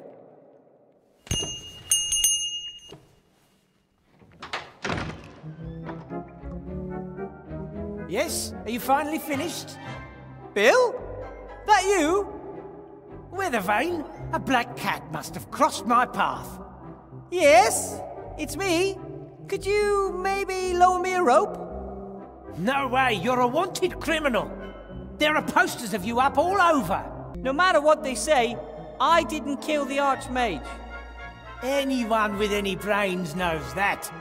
You couldn't have harmed a hair on the Archmage's head, even if you wanted to. But as long as that's the official version of the story, I'd rather not think about it out loud. There are posters of me hanging everywhere. Here, not a bad likeness if you ask me. Wanted for the murder of Archmage Alistair, the scurvy, dangerous, armed and stinky fiend Wilbur Weathervane. I don't stink. Or if I do, it's only because I spent a few days in bed. I told them if they wanted to catch you, they'd have to put a serious bounty on your head. Would you betray me? If the price is right, sure. But until then, I'm keeping my head down, like everyone else who's got any sense. No, you gotta be smart these days, or you'll end up running around in a pink tutu, or worse. How's it look up there? How are things in town? Dreadful. Not a customer in sight. It's almost as bad as during the war. I should have known. Politicians are bad for business. Every last one of them. Come on, get me out of here, Bill. I won't cause any trouble. That'd be a first. Please, I want to leave town. Don't blame you, but it's too risky. If Van Buren catches me, she'll probably turn me into a pink, doe-eyed petting lamb. Come on, for old time's sake. I'm not putting my neck on the line for you. Ask your friends, those darn rats. Bill? Bill, are you there? He'll never help me unless there's a juicy profit in it for him. Wow! A workshop worthy of a gnome. I wonder whose it is. Ah, Wilbur, there you are. Have you changed your mind? No. I just want to get out of here. Highly regrettable.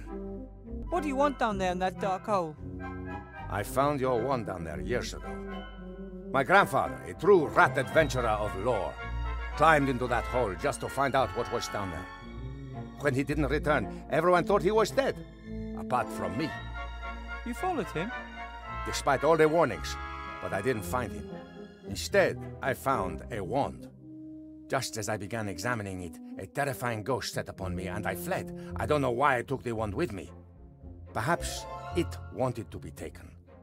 When a little gnome came down to our town some years later with big ideas of becoming a mage, I was very proud of my wand and... Oh, how did the magic wand get there? And whose was it? I don't know. There are old ruins down there and lots of terrible tales. If I can find out whose wand it is, then perhaps I can find a way to break its power. Remy, I wanted to thank you for everything you've done for me. You saved Timmy's life.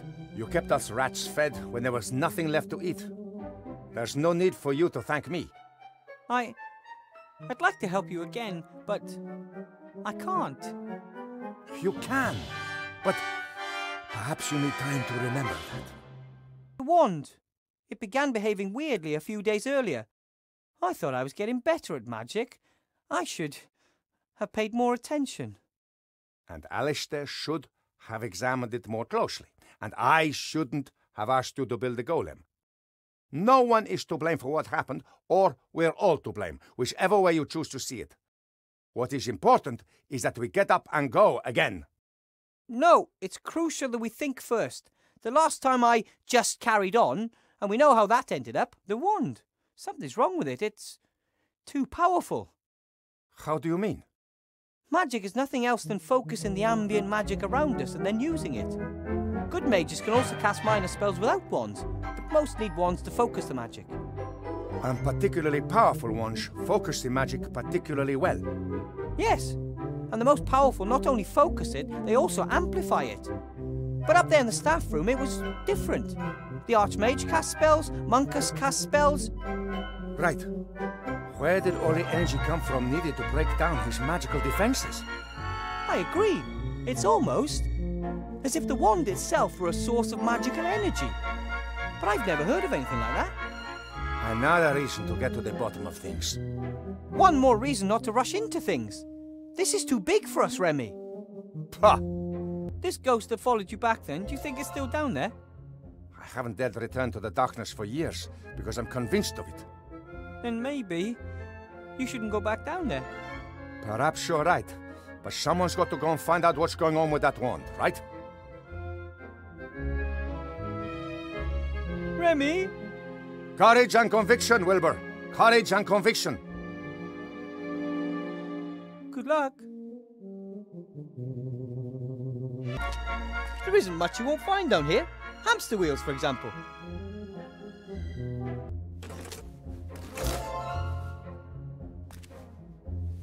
Ah! What the heck?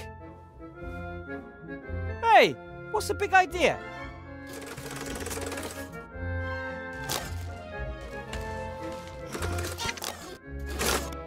Did you build this trap? I'd love to, but I'm stuck. Hey! Stop that! Stop that! Are you nuts?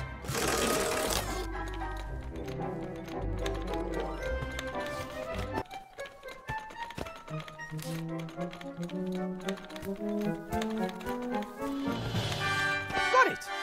Hey, you! Hi there! I just want... an approximately fist-sized stone. That would really hurt if it hit me in the face.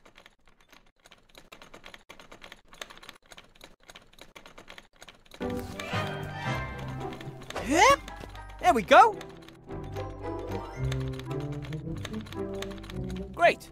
And now, the old heave-ho.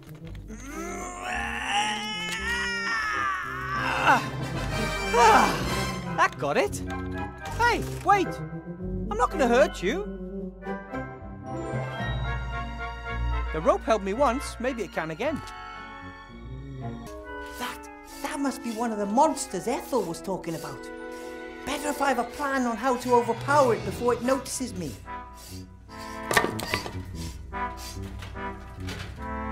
Oh, hello. You must be the terrible monster that was destroyed by my son's wonderful trap. Ah! Can't I, for once in my life, have a normal start to a conversation? I'm Wilbur Weathervane. You're not going to eat me or anything, right? Wilbur? You're not Nate's little friend, the one that was caught by the orcs in the wildlands? You know Captain Nate? Know him? We idolize him. Without him, I'd never have met the love of my life, Esther. Gulliver's the name. Welcome, Wilbur Weathervane. Feel at home. Any friend of Nate's a friend of ours. I remember Captain Nate talking about zombies who helped him in the wildlands. Anyway, what brought you here to Seastone? A better life. If you can make it in Seastone, you can make it anywhere. Hard work still pays round here. I learnt that from Bill. He got us the job here. Bill the merchant? The most successful trader in Seastone. Only just arrived in town and we're working for a man like that. Not bad, eh? I'm not so sure if Bill is really such a great guy. How can you say a thing like that? It was him that smuggled us into town, even though zombies aren't exactly popular here. Sure, it wasn't cheap, but Bill has his costs, and he created a possibility for us to work off our debts. We build these slates for him. They're a hit, he says. He always wants more. Hey, I had one just like that. You see? A hit. Bill has a nose for good business. I'll work hard and learn from him. Then I can finally offer my family what they deserve. My magic slate was evil, and it deceived me. Magic slate? Poppycock. They are neither made out of slate, nor are they magic. If they're not magical, how do they work? Because I don't see any gears. I don't really know. Has something to do with the intelligent stone, as Bill calls it. Fell from the sky one day in a blaze of light. I cut off a thin slab, set it in a wooden frame, and then give it an almighty electric shock. That's all. You pump electricity into the rock and that wakes it up? Yes, you could put it like that. Unfortunately, it doesn't work anymore. It's a serious problem. How am I supposed to finish the last batch if I don't have any power? And Bill you came up with the idea for the slates? I never would have believed it. Why not? He's very innovative. He copied the idea from a trader down south with his very own eyes. At first, he had a couple of carpenters from the lower town work on it, but they just kept wanting more and more gold, didn't give Bill a chance. He had to let them go and shift production down here. We were lucky that we were standing at the gates at just the right moment and were looking for a job. And now we're just one batch away from earning our own gold. I should be at home in the White Ridge Mountains where I belong. Instead, here I am, stuck under Seastone. Not a pleasant place, and it's better that way. It means everyone's motivated to work their way up and out as quickly as possible.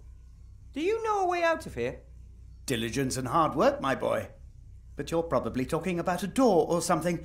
I'm afraid there's nothing like that here. The hole in the ceiling is the only way. Yes, we promised an old friend we'd name our first child after him. And this little robot? Nate. Nate? We promised Nate we'd name our first child after him. We actually wanted to wait a bit, but my little cherry blossom started having problems with depression, said I worked too much and that she felt lonely. You know how women are? No. So then we built Nate. Well, we started him off at least. He did the rest himself. He's a great little inventor. Nate built himself? Once he could hold a screwdriver, there was no stopping him. But he doesn't only tinker with himself, he invented most of the machines in here. That thing too? It's really impressive. What does it do? That? He got it in his head that a machine could do my work quicker. But as you can see, it's not working. No one would ever expect a workshop like this under a junk heap. Thanks. Built it all myself. I worked on it day and night. Didn't want to disrupt slate production, of course. But it was worth it. My son's an inventor, just like his old man. Here he can learn everything he'll need for later in life. I think I scared Nate earlier. He's shy and has never seen anyone like you before. In fact, he only knows Esther and me. Where is Esther? Oh, at home, but it's not really presentable. Oh well, no hurry, maybe later. How do you deliver the slates to the upper town? Have you seen the hole above the pile of rubbish? Bill lowered us down through it, and every time we finish a batch of slates, we ring the bell and he sends down a basket. So the hole in the ceiling's the only way out of the underworld? The only one I know about. And we don't need any more. The current batch is our last. Esther, Nate and I will be pulled out of this stinking place and can finally begin our undead lives in earnest up there. When will the next delivery be ready? Never, by the look of things. No electricity. If I help you, will you take me with you when you leave? Why not? If you help us, we'll help you too. Of course we will. Right. Then, so why don't you have electricity? That's what I would like to know. I guess it's got something to do with those darn rats. They use the same cables as us. They probably wanted to sabotage production. I can't believe that. The rats are very nice. Nice? They attacked my wife, wanted to eat her. And now I'm sure they want to prevent us from working our way out of poverty. Don't talk to me about nice. There's a lot to do. Best I get to work. That's the spirit. You only get anywhere in this life through hard work.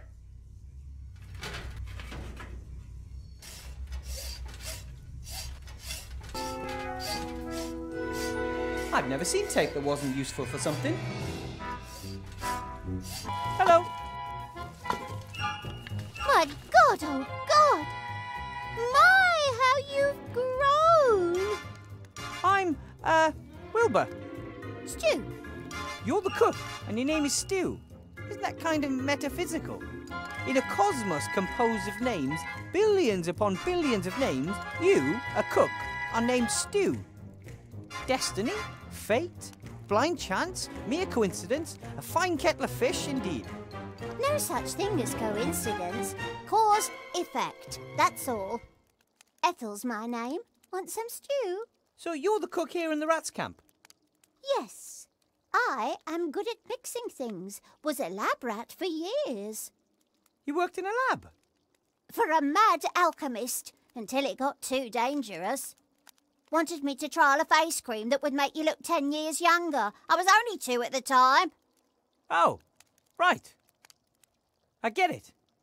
From then on, I tried to be really stupid, attempted to fail at every experiment. The question is, if one tries to fail and is successful doing that, has one really failed? What are you cooking?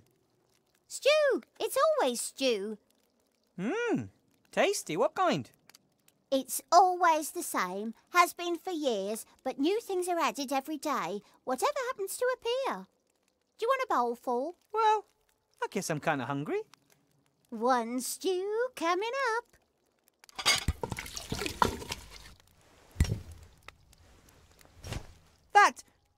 This tastes fantastic.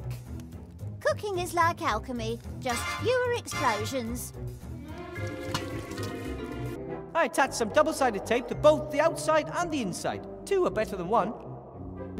I'm not quite sure why, but I glued the fur onto the inside of the wheel. That might even work. Wow! You can inflate black water skins. Who'd have thought? Okay, I'll put the balloon in the middle. Hey, a water wheel. Not bad, but it still needs a few blades. I'll just ask Ethel for a few more potions of stew. Thanks. If I eat another thing, I'll explode. 8 bowls on the hamster wheel. That should do.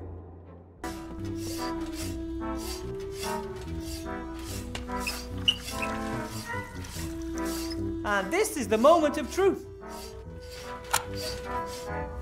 No problem, if you know your way around known physics.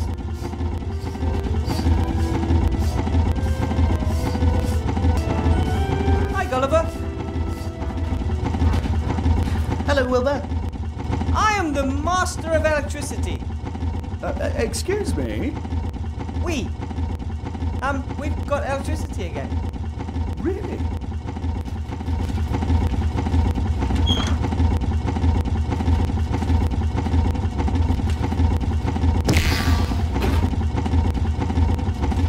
Looking good.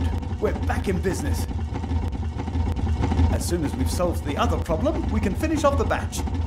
There's another problem? Bill changed his order 2 days ago. The new slates have to be fluffy and pink instead of black. Fluffy and... So what now? According to Bill, it's the law. Esther is already looking for a solution. Please go and ask her how she's getting on.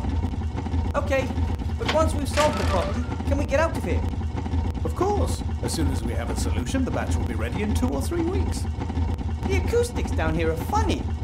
That sounded like 2 to 3 weeks, even though I'm sure you said hours or days, right? I wish. If all goes well, I can manage 3 slates a day, 4 if I put in a night shift. A couple are pretty much finished. Bill wants 80. I want out of here, and I don't want to wait another 3 weeks. You can't always get what you want. Perhaps you can help me cutting the rock later. That might save 2 days. But...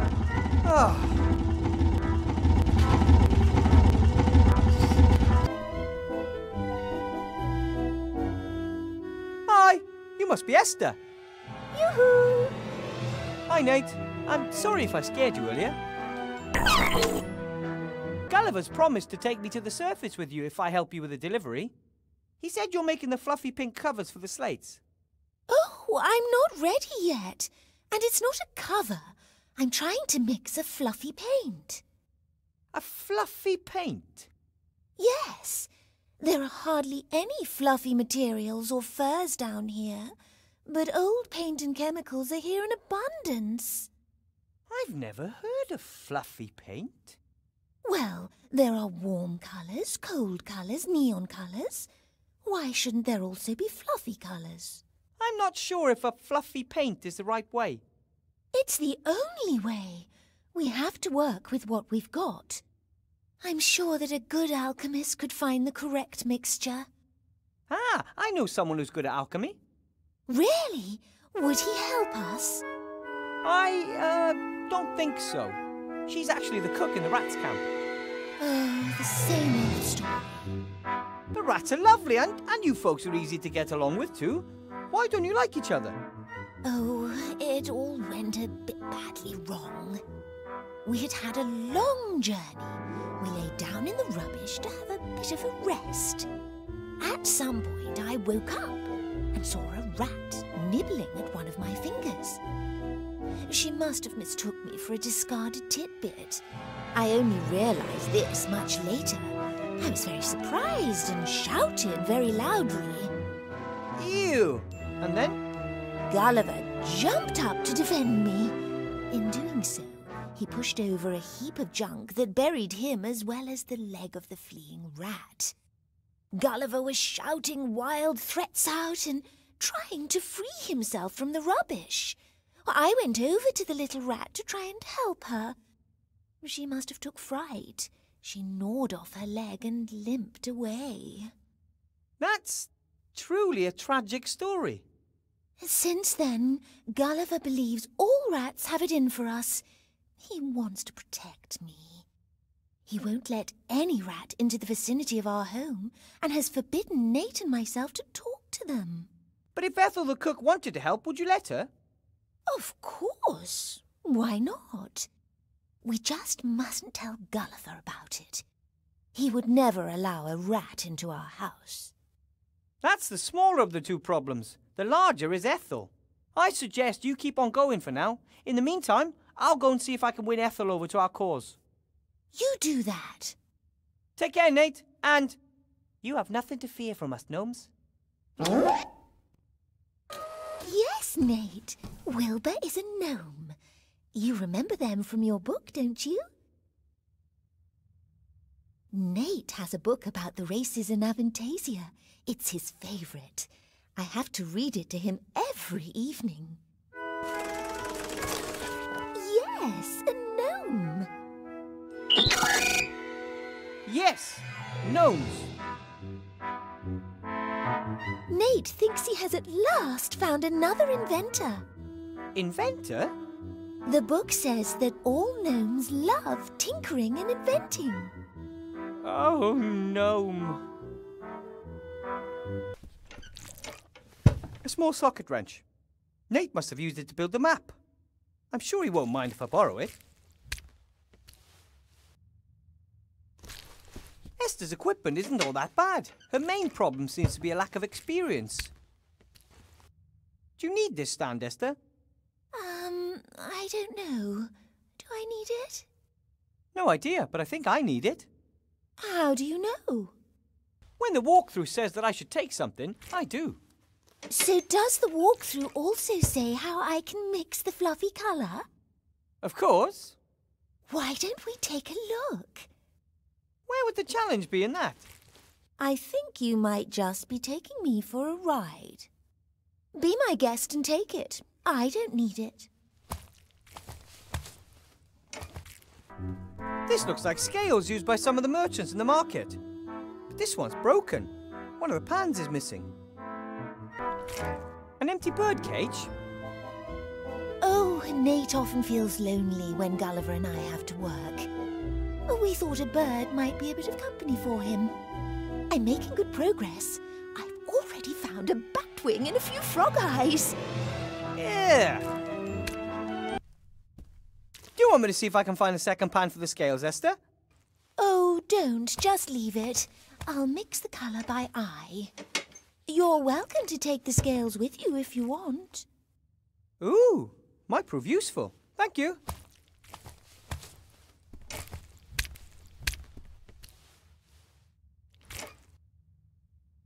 A few handfuls of sand should be enough.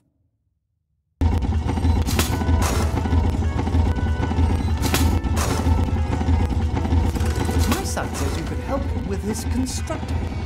I told him you said you weren't an inventor, but you did sort out the electricity, and Nate says all gnomes are inventors.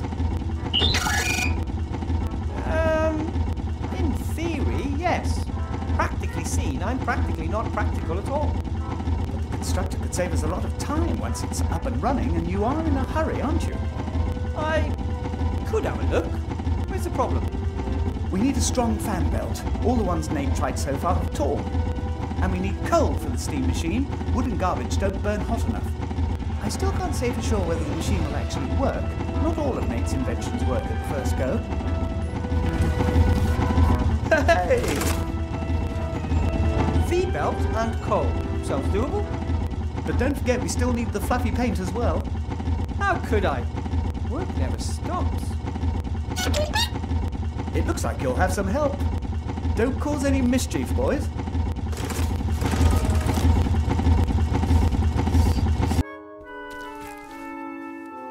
That's, firework.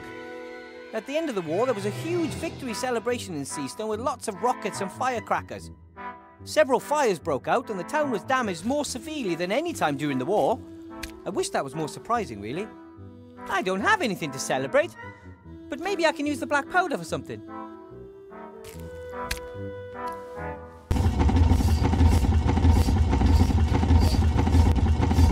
Why build something out of wood when you can build it out of iron? That was one of my granddad's favourite sayings. That philosophy brought me iron toys, iron shoes for the garden, and lucky, my iron horse. Gulliver, may I please borrow some boards? No problem, I've got more than enough wood to complete the order. I need some of the intelligent rock. For the constructor, of course, help yourself.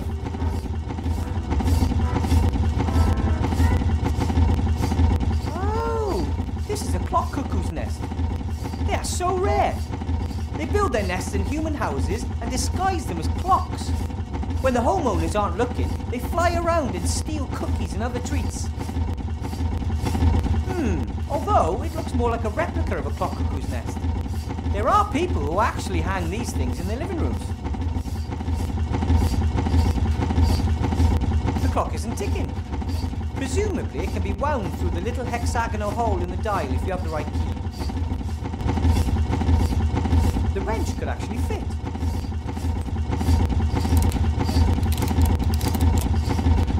It's worked! It's ticking! I'll set the hands to 12 o'clock.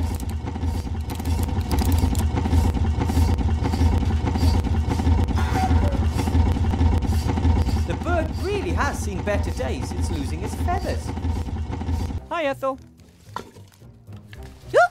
I met someone who needs help. Your help, to be exact. Some kind of burning question he needs to ask? I don't have any answers. Only more questions. He is a she, and it's about an alchemy problem. She wants to mix up a, fluffy pink paint.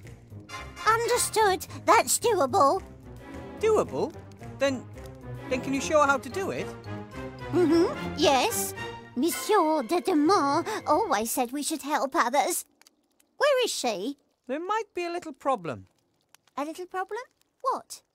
She's just an itsy-bitsy teeny-weeny little problem. Tinsy tiny little problem? Who is she? She's, vivicationally challenged? Well, you know, I mean, how should I put this? She's, a zombie. You wanted to take me into the monster's cave? They're not monsters. Their names are Gulliver and Esther, and they don't want to hurt you. Well, we should probably stay away from Gulliver at the moment. I'm not doing that. No chance. The zombies want to leave their caves. Isn't that a good reason for you to help them? I'd like the caves to be zombie-free, believe me. But I'm not going anywhere near those monsters. Cost me a leg last time. Whew. Isn't there any way? Well, maybe, when pigs can fly.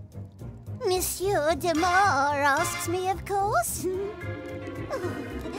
I'll do anything for Monsieur de Dumas. He would ask you to help them, for sure. But he hasn't, and he isn't here. It was nice to have met you, Ethel.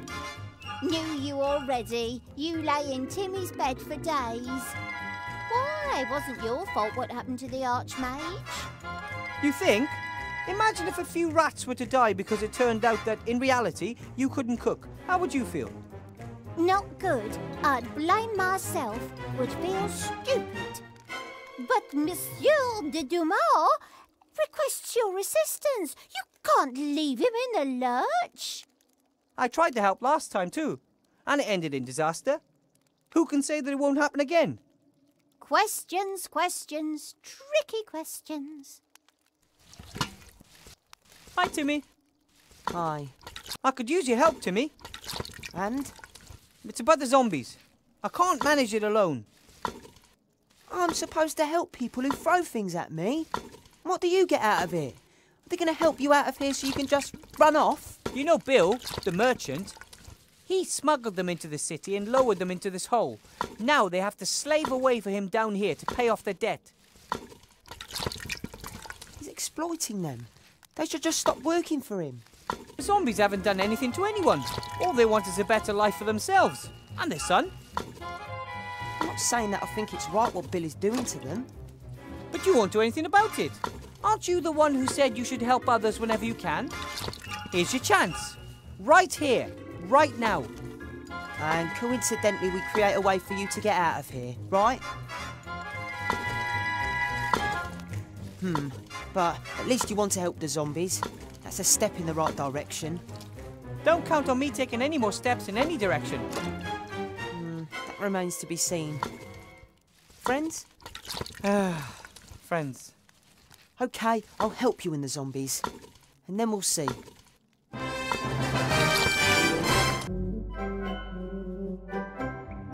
What are you going to do with it? Esther isn't able to mix the fluffy pink paint alone. She needs Ethel's help. But Ethel won't help her unless Remy asks her to. Uncle Remy always gives his orders face to face. And I think even Ethel would realise you aren't Uncle Remy. Exactly. That's why I thought of you. A disguise. But my voice is much too high-pitched. I could do the talking for you. That sounds like a plan that simply can't fail. Let's see how good the disguise is. Yeah, sure. Try your luck. Look who's back, Ethel. It's me, Remy. Monsieur de Damas.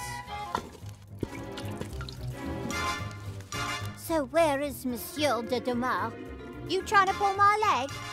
There's nothing wrong with my eyes. You boys.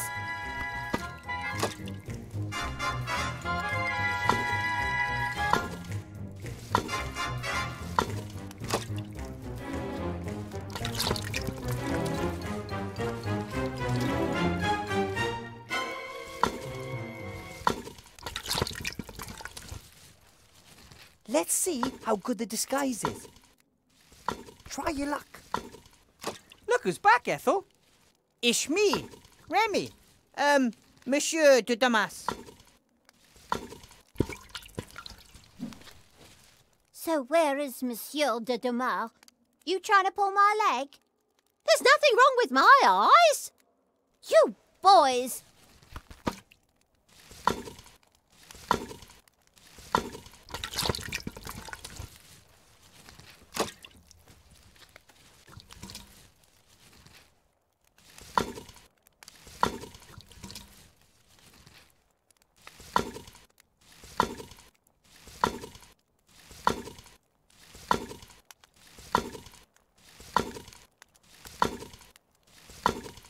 The little guy seems to be doing well. He gets fed regularly, has his own swing. Not a bad life.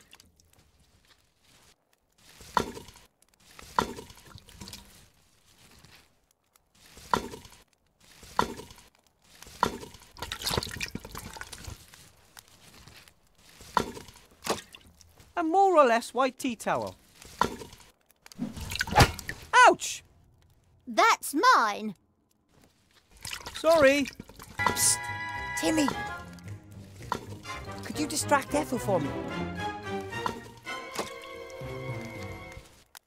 Hi, Ethel.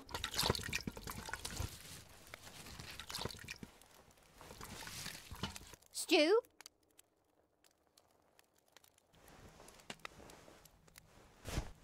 Got it. It was nice talking to you. The tableware might not be the latest word in fashion, but it's perfectly fine, apart from the leftovers. No, I think I'll just leave it there. The plates are covered in greasy leftover sauce, and I'm not a fan of washing up. Especially when I didn't even dirty them myself. Oh, okay. Ugh! Now the towel's all dirty and greasy. but the dishes still aren't clean. Seems Ethel only has eyes in the back of her head when things go missing, not when they're brought back. Hi, Ethel. Can I have some more stew? But of course, my big un.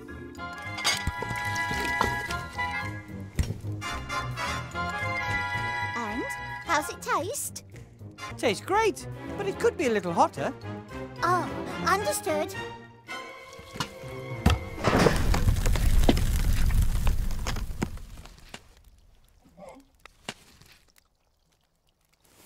Is something wrong? Sight is getting weaker and weaker. Everything is blurry and unfocused. Oh, we'll have to have a go at some youth potions again. Let's see how good the disguise is. Yeah, sure. Try your luck. Look who's back, Ethel. It's me, Remy. Monsieur de Damas. Monsieur de Dumas, you're back! Yes. But only very briefly, because I have to go back.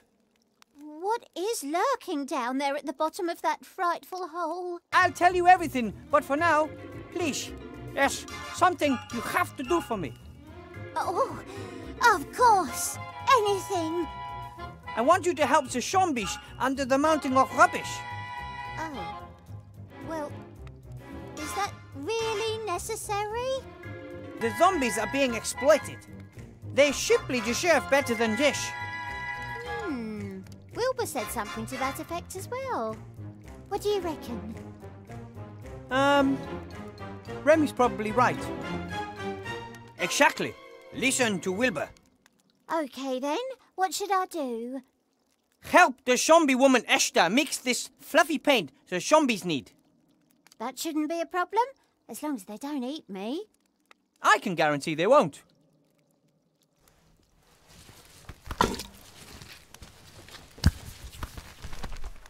Oh, Timmy, you're here too. Where is Monsieur de Dumas? He's gone back down the shaft again. Shame. Look who I have here. Oh, hello. This is Ethel. Ethel, this is Esther. Oh, hello. I think you've already met. I'm very sorry that my husband and I scared you so much before. Oh, and, I'm sorry that I nibbled you a bit. That's okay. It can happen. I like the flower in your hair. Very pretty. Oh, thanks. I like the fact that you don't want to eat me. Wilbur said you had some kind of alchemy problem. I'm trying to make pink paint, but it has to be fluffy. Ah, understood. Show me what you've got.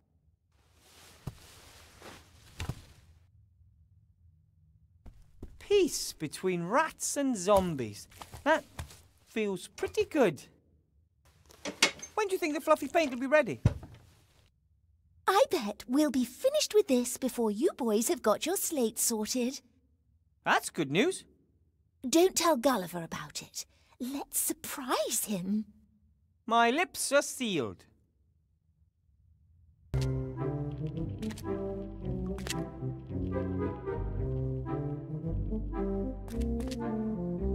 That V-belt up there, would it do the job? All right then. Then we just got to get it down somehow. Hey, Nate. Hey, Nate, get on the other side.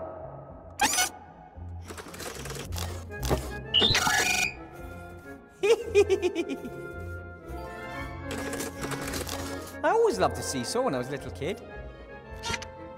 You never... I see. You always has too much to do. No problem. We can seesaw anytime as long as I'm here. Stand over there, Timmy. What are you doing? I am working on something. Hey, Nate! Nate, can you come over for a minute? I need some extra weight. Trust me. Oof, that should do it. Ready, Timmy? More power! Woo woo woo!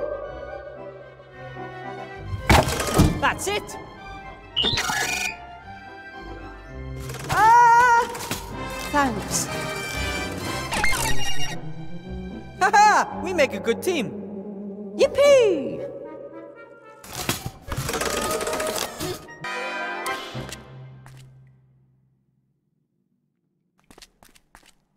Ooh, another firework. This monster could speed slate delivery production up so much that we could even finish that last delivery for Bill today. All we have to do is get this machine wound up and rolling.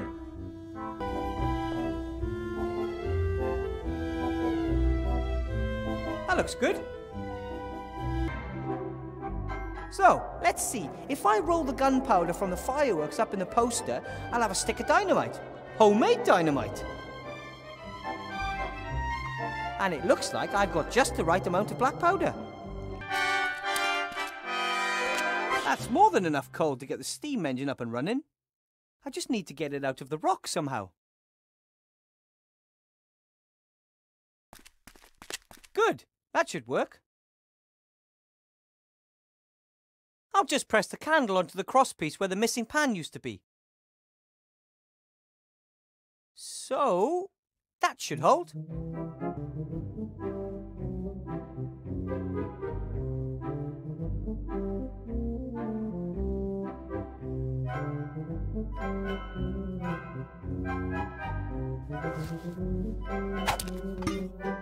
I'll tie the other end off here so it doesn't fall. Ethel won't need this while she's with the zombies. I'll light it from the fireplace. So, that's done.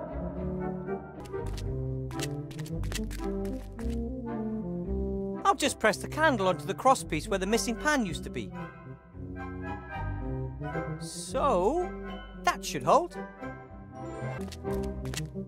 Okay, I poke a hole in the bag, sand runs out. It falls onto the scales, pushing one side down and raising the candle on the other side. It ignites the explosive charge and boom! We have our coal. And, thanks to our ingenuity, all our fingers too.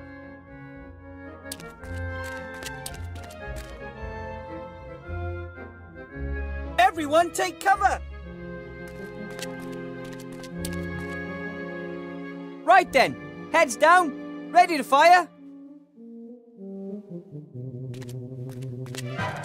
Ah! Now! Right now! Now! Now! Any moment now!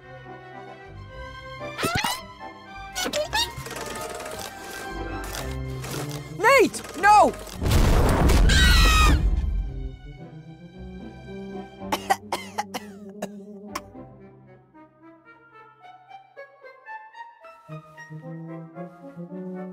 No! No! No! Come on, Nate! Wake up!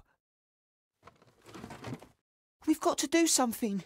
You have to repair him. I can't. I'm not an engineer. That doesn't matter. Help him. Wait a minute. Maybe there is a way. Grandad told me about it. The best gnomish engineers pass this technology on to their students. Do it.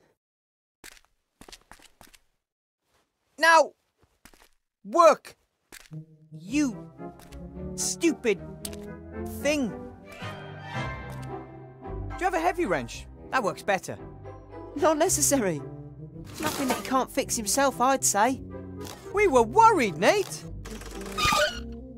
But then someone saved you. As someone who'd forgotten for a moment that he couldn't. Nate! Are you okay?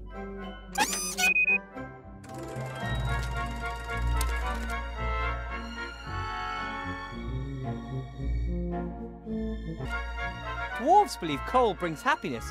I think it mostly makes for dirty fingers. Okay, guys, let's get the pile to the workshop.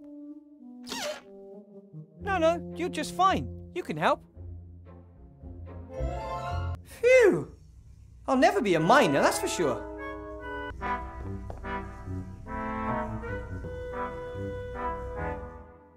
That's that. Now everything should work. The constructor works? We'll only know once we try.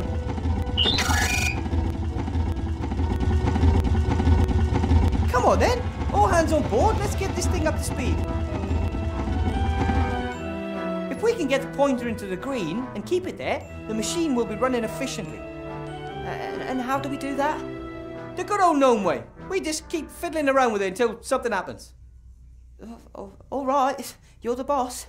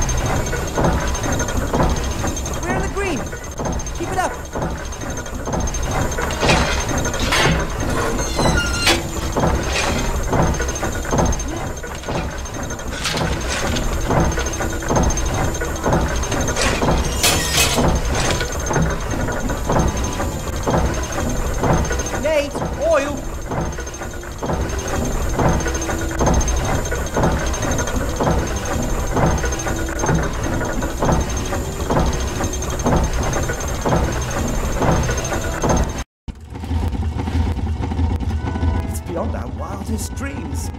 The slates are practically flying out of the machine. If only we had the paint too. Here we are. Fluffy pink paint, as requested. What's that? That's Ethel. She's been helping me. But isn't that... Yes, and she's my friend. Now, clear a space there. We have to paint the tablets fluffy. Yes, Buttercup. That's the last of them. And that means the way to the town is open for business. Clean air, the wide sky, and Timmy's already gone ahead to organise a few chocolates as a welcome gift. We wouldn't have managed without you, Wilbur. The slates look fantastic. How did you manage to make them so quickly? We all worked together, and we had the constructor. 50 slates an hour, rather than 4 a day. 50 slates? Do you know what this means? The slate business is profitable again, despite the poor price, thanks to low production costs. Yes, I thought we might open a little factory outside the town gates. You put up the capital, and we bring the know-how. And you'd already have a factory manager, too. I've got a better idea. You stay where you are and produce a few hundred more of these babies. But that wasn't the deal. I promised the others I'd get them out of here. You should never make a promise you can't keep. You've got a week. You better get cracking. Or I might just let slip you're hiding a wanted criminal down there. Bill! Gulliver, I'm so sorry. I never thought he could be so unfair. He gave me his word. How can someone so rich and successful be so dishonest? People are weird when it comes to gold. What are we going to do? Are we going to spend the rest of our lives amongst the rubbish building things for Bill so he can live a better life? I'm sorry, Gulliver.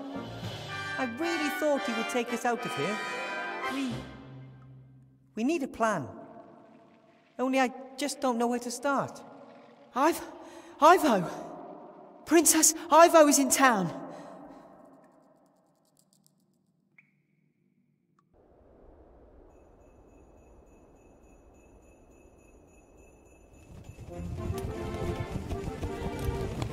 What the hell are you? Whatever you are, you'd better make like a tree and get out of here. I'm an elf and demand to know what's going on here. Too fat to be an elf. Well, really, I am. You're not allowed in the upper town without permission. Get on your thing and take a hike. I'm Ivadora, Princess of the Woodland Realm. And I am not fat. It would appear that elf pregnancies progress a little differently outside of the woodland realm. Don't you get fat at home? Elf pregnancies take years, but here? Oh, it seems that years turn into days. You should be glad. You'll get it over and done with quicker. I'm really not into... Oh boy. Take me to the Archmage now. The Archmage is dead, murdered by that Weathervane fella. That's idiotic. That's the official version, the only one you should mention in this town. Weathervane is a wanted gnome. Him and the other terrorists have fled into the underground. If Alistair is currently indisposed, who's in charge? Merchant Council leader Van Buren. Then take me to her. Ha! Believe me, you don't want to go anywhere near that woman, not to mention her daughter. You think that Wilbur Weathervane, little Wilbur, is a terrorist? What's size got to do with it? That damn king of thieves is a terrorist. Him and his rats are the heart of the underground. Where are they hiding? I already told you, in the underground. There are hundreds of ways down there, if you're a rat, and Van Buren is having all the rat holes she can find blocked up. And if one is not a rat? I only know of one way in, big enough for a grown man. That means it's maybe even big enough for you. This grand entrance to the underground, where exactly is it?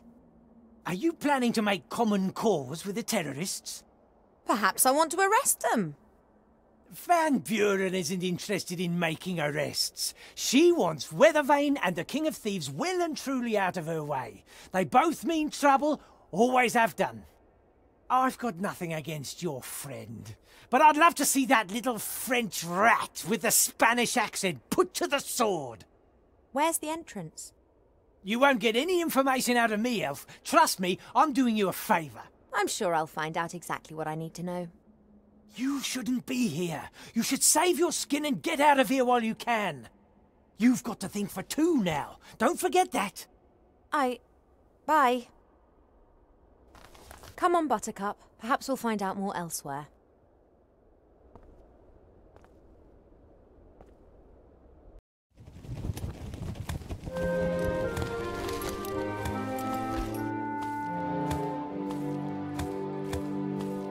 What the hell? Hi there. Well, hello there. Oh, what do you want? Wanted for Archmage's murder? Has this dangerous terrorist still not been apprehended? It's a lot of nonsense. Van Buren wants to get rid of the rats because they're Alistair's allies. She calls them terrorists so that her people can snoop around under the pretense they just want to block off the rat holes. Completely incidentally, wink wink, they find out, of course, who lives where and what they think of Van Buren.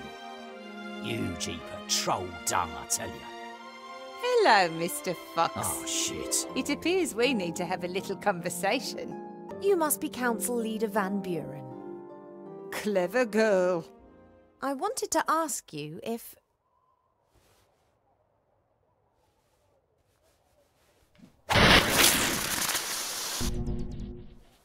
What's all this? Oh. You should take care of what you say, Mr. Fox. Think of the children. Come along, sweetie. Oh, Mama, look! I made him! Isn't he sweet? Oh, well done, darling. That old Jenkins will have learnt his lesson good and proper now. I want him! Sorry, little one. Buttercup belongs to me. The elf is right, sweetie. The hippogriff doesn't belong to us. I made him, Mama. He's mine! But, sweetie... Mine! Oh, of course. Then, you take him with you.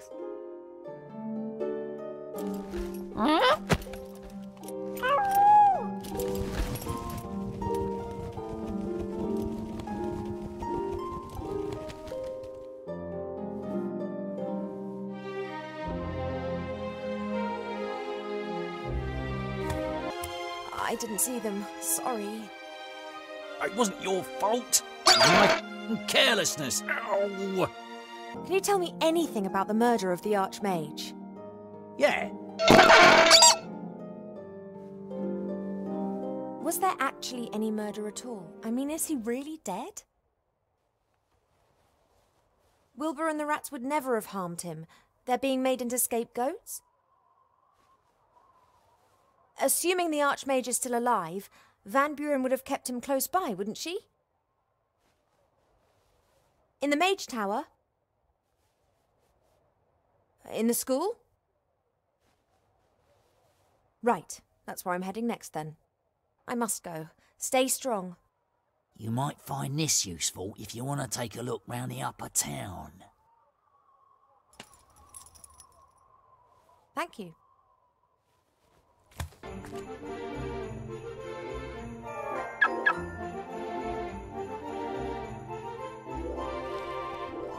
Stop! Papers, please. You do not need to see my papers. I am not one of the terrorists that you're looking for. You're trying to do some kind of elven magic, aren't you? No, I'm just not a terrorist. I'm Princess Ivo of the Woodland Realm. Ah, Princess Ivo. I didn't recognise you.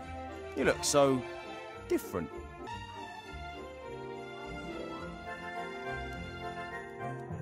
Shield Hand, you're right. A lot has happened. Tell me, the artifact of divine fate, could it turn me back to normal? Possibly. Only no one knows where it's hidden, me included. Archmage Alistair erased our memories after we hid it. Oh, of course he did. I'm afraid I can't let you do that, madam. What gives you the right to tell me what I can and cannot do? Orders of the council leader. No one's allowed in the upper town without the appropriate papers. Because of the terrorists. Because of the terrorists? It's safety first, princess. That nauseatingly cute world down there. What's that all about? The Honourable Council Leader Van Buren is cleaning up the town. Seastone is to become a beautiful and peaceful town. Rules must be applied. And the townspeople have agreed to this? Well, strictly speaking, there wasn't an election. The council leader was the only candidate left after the brutal murder of the Archmage. An election would have just been a waste of taxpayers' money, wouldn't it? I have an appointment with Council Leader Van Buren. Take me to her. Are you sure? I mean, she didn't tell me. Does the Council Leader normally discuss her diary with the town guard? No, but... I'm here on an official visit. My mother, the Queen, has sent me to pay the Council Leader Van Buren a courtesy call. Is there a problem? Of course not, Your Highness. This way, please. Thank you. That'll be all. What? Council Leader Van Buren. What now? Oh, you. Why are you bringing the elf in here, Shield Hand? The elf is Princess Ivo of the Woodland Realm. I'm here on official business by order of my mother, the Queen. Princess Ivo? What an honour! How can I be of service to you? We received the sad news about the death of the Archmage. Yes, terrible business. Almost unbelievable. A powerful mage like Alistair simply murdered, just like that. The rats and that weathervane, they tricked him, my dear. But don't you worry, we're hunting them down. We're having every rat hole in the town sealed up. I know Wilbur Weathervane and Remy de Dumas. We're friends. What are you saying? Friends? With terrorists? Enough of this nonsense. Where is Alistair? What's happened in the town? And why are you trying to put the blame onto Wilbur and Remy? I was present when Weathervane murdered the Archmage. I saw it with my own eyes. Are you saying that I'm a liar? I'm the Queen's daughter on a diplomatic mission and I'm trying to make an assessment of the situation. Do you know how difficult it is to get hold of a fully trained hippogriff? It cost me a pot of gold. I will happily supply you with an IOU. Is that all? The last time I was here, the town was full of people. Yes, we have cleaned up. That encampment in front of the gates was unworthy of the town. I agree. But where are the refugees? Gone. And that's why the citizens of this town can live a decent, orderly life now. And what if someone doesn't want to live a decent, orderly life in a doll's house? They can leave the town. There's enough room out there. At the moment. At the moment? There is no crime in Seastone anymore. No beggars, no one breaking the rules. Wouldn't it be terrible if the rest of the world remained in a state of chaos, disorder and brutality? You can't impose your ideas onto all of humankind. They have to follow you of their own free will. Or not, as the case may be. That was how things used to be done. But now there are ways and means of ruling more efficiently. If that's your attitude, then I've heard enough. Goodbye. Wait!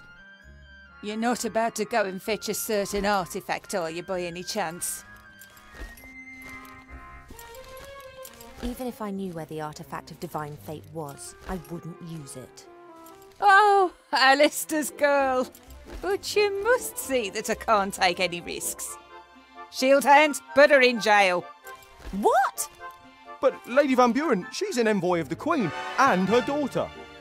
I will pay a visit to the woodland realm and explain from Queen to Queen. From democratically elected leader to Queen.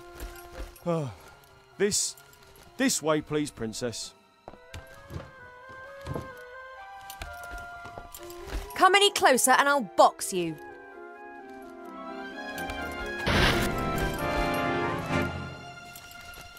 What a lovely dice. Did you make it? Yes, I can make anything. Really? And you think of all these lovely things by yourself? Uh-huh, a few are in my book too. Oh, the Frog King. Ah, that story was always a favourite of mine. Mine too. Here, have a nice play with your dice. The Frog King, eh? Get her out of here! Please, come with me. At least you'll be safe in jail.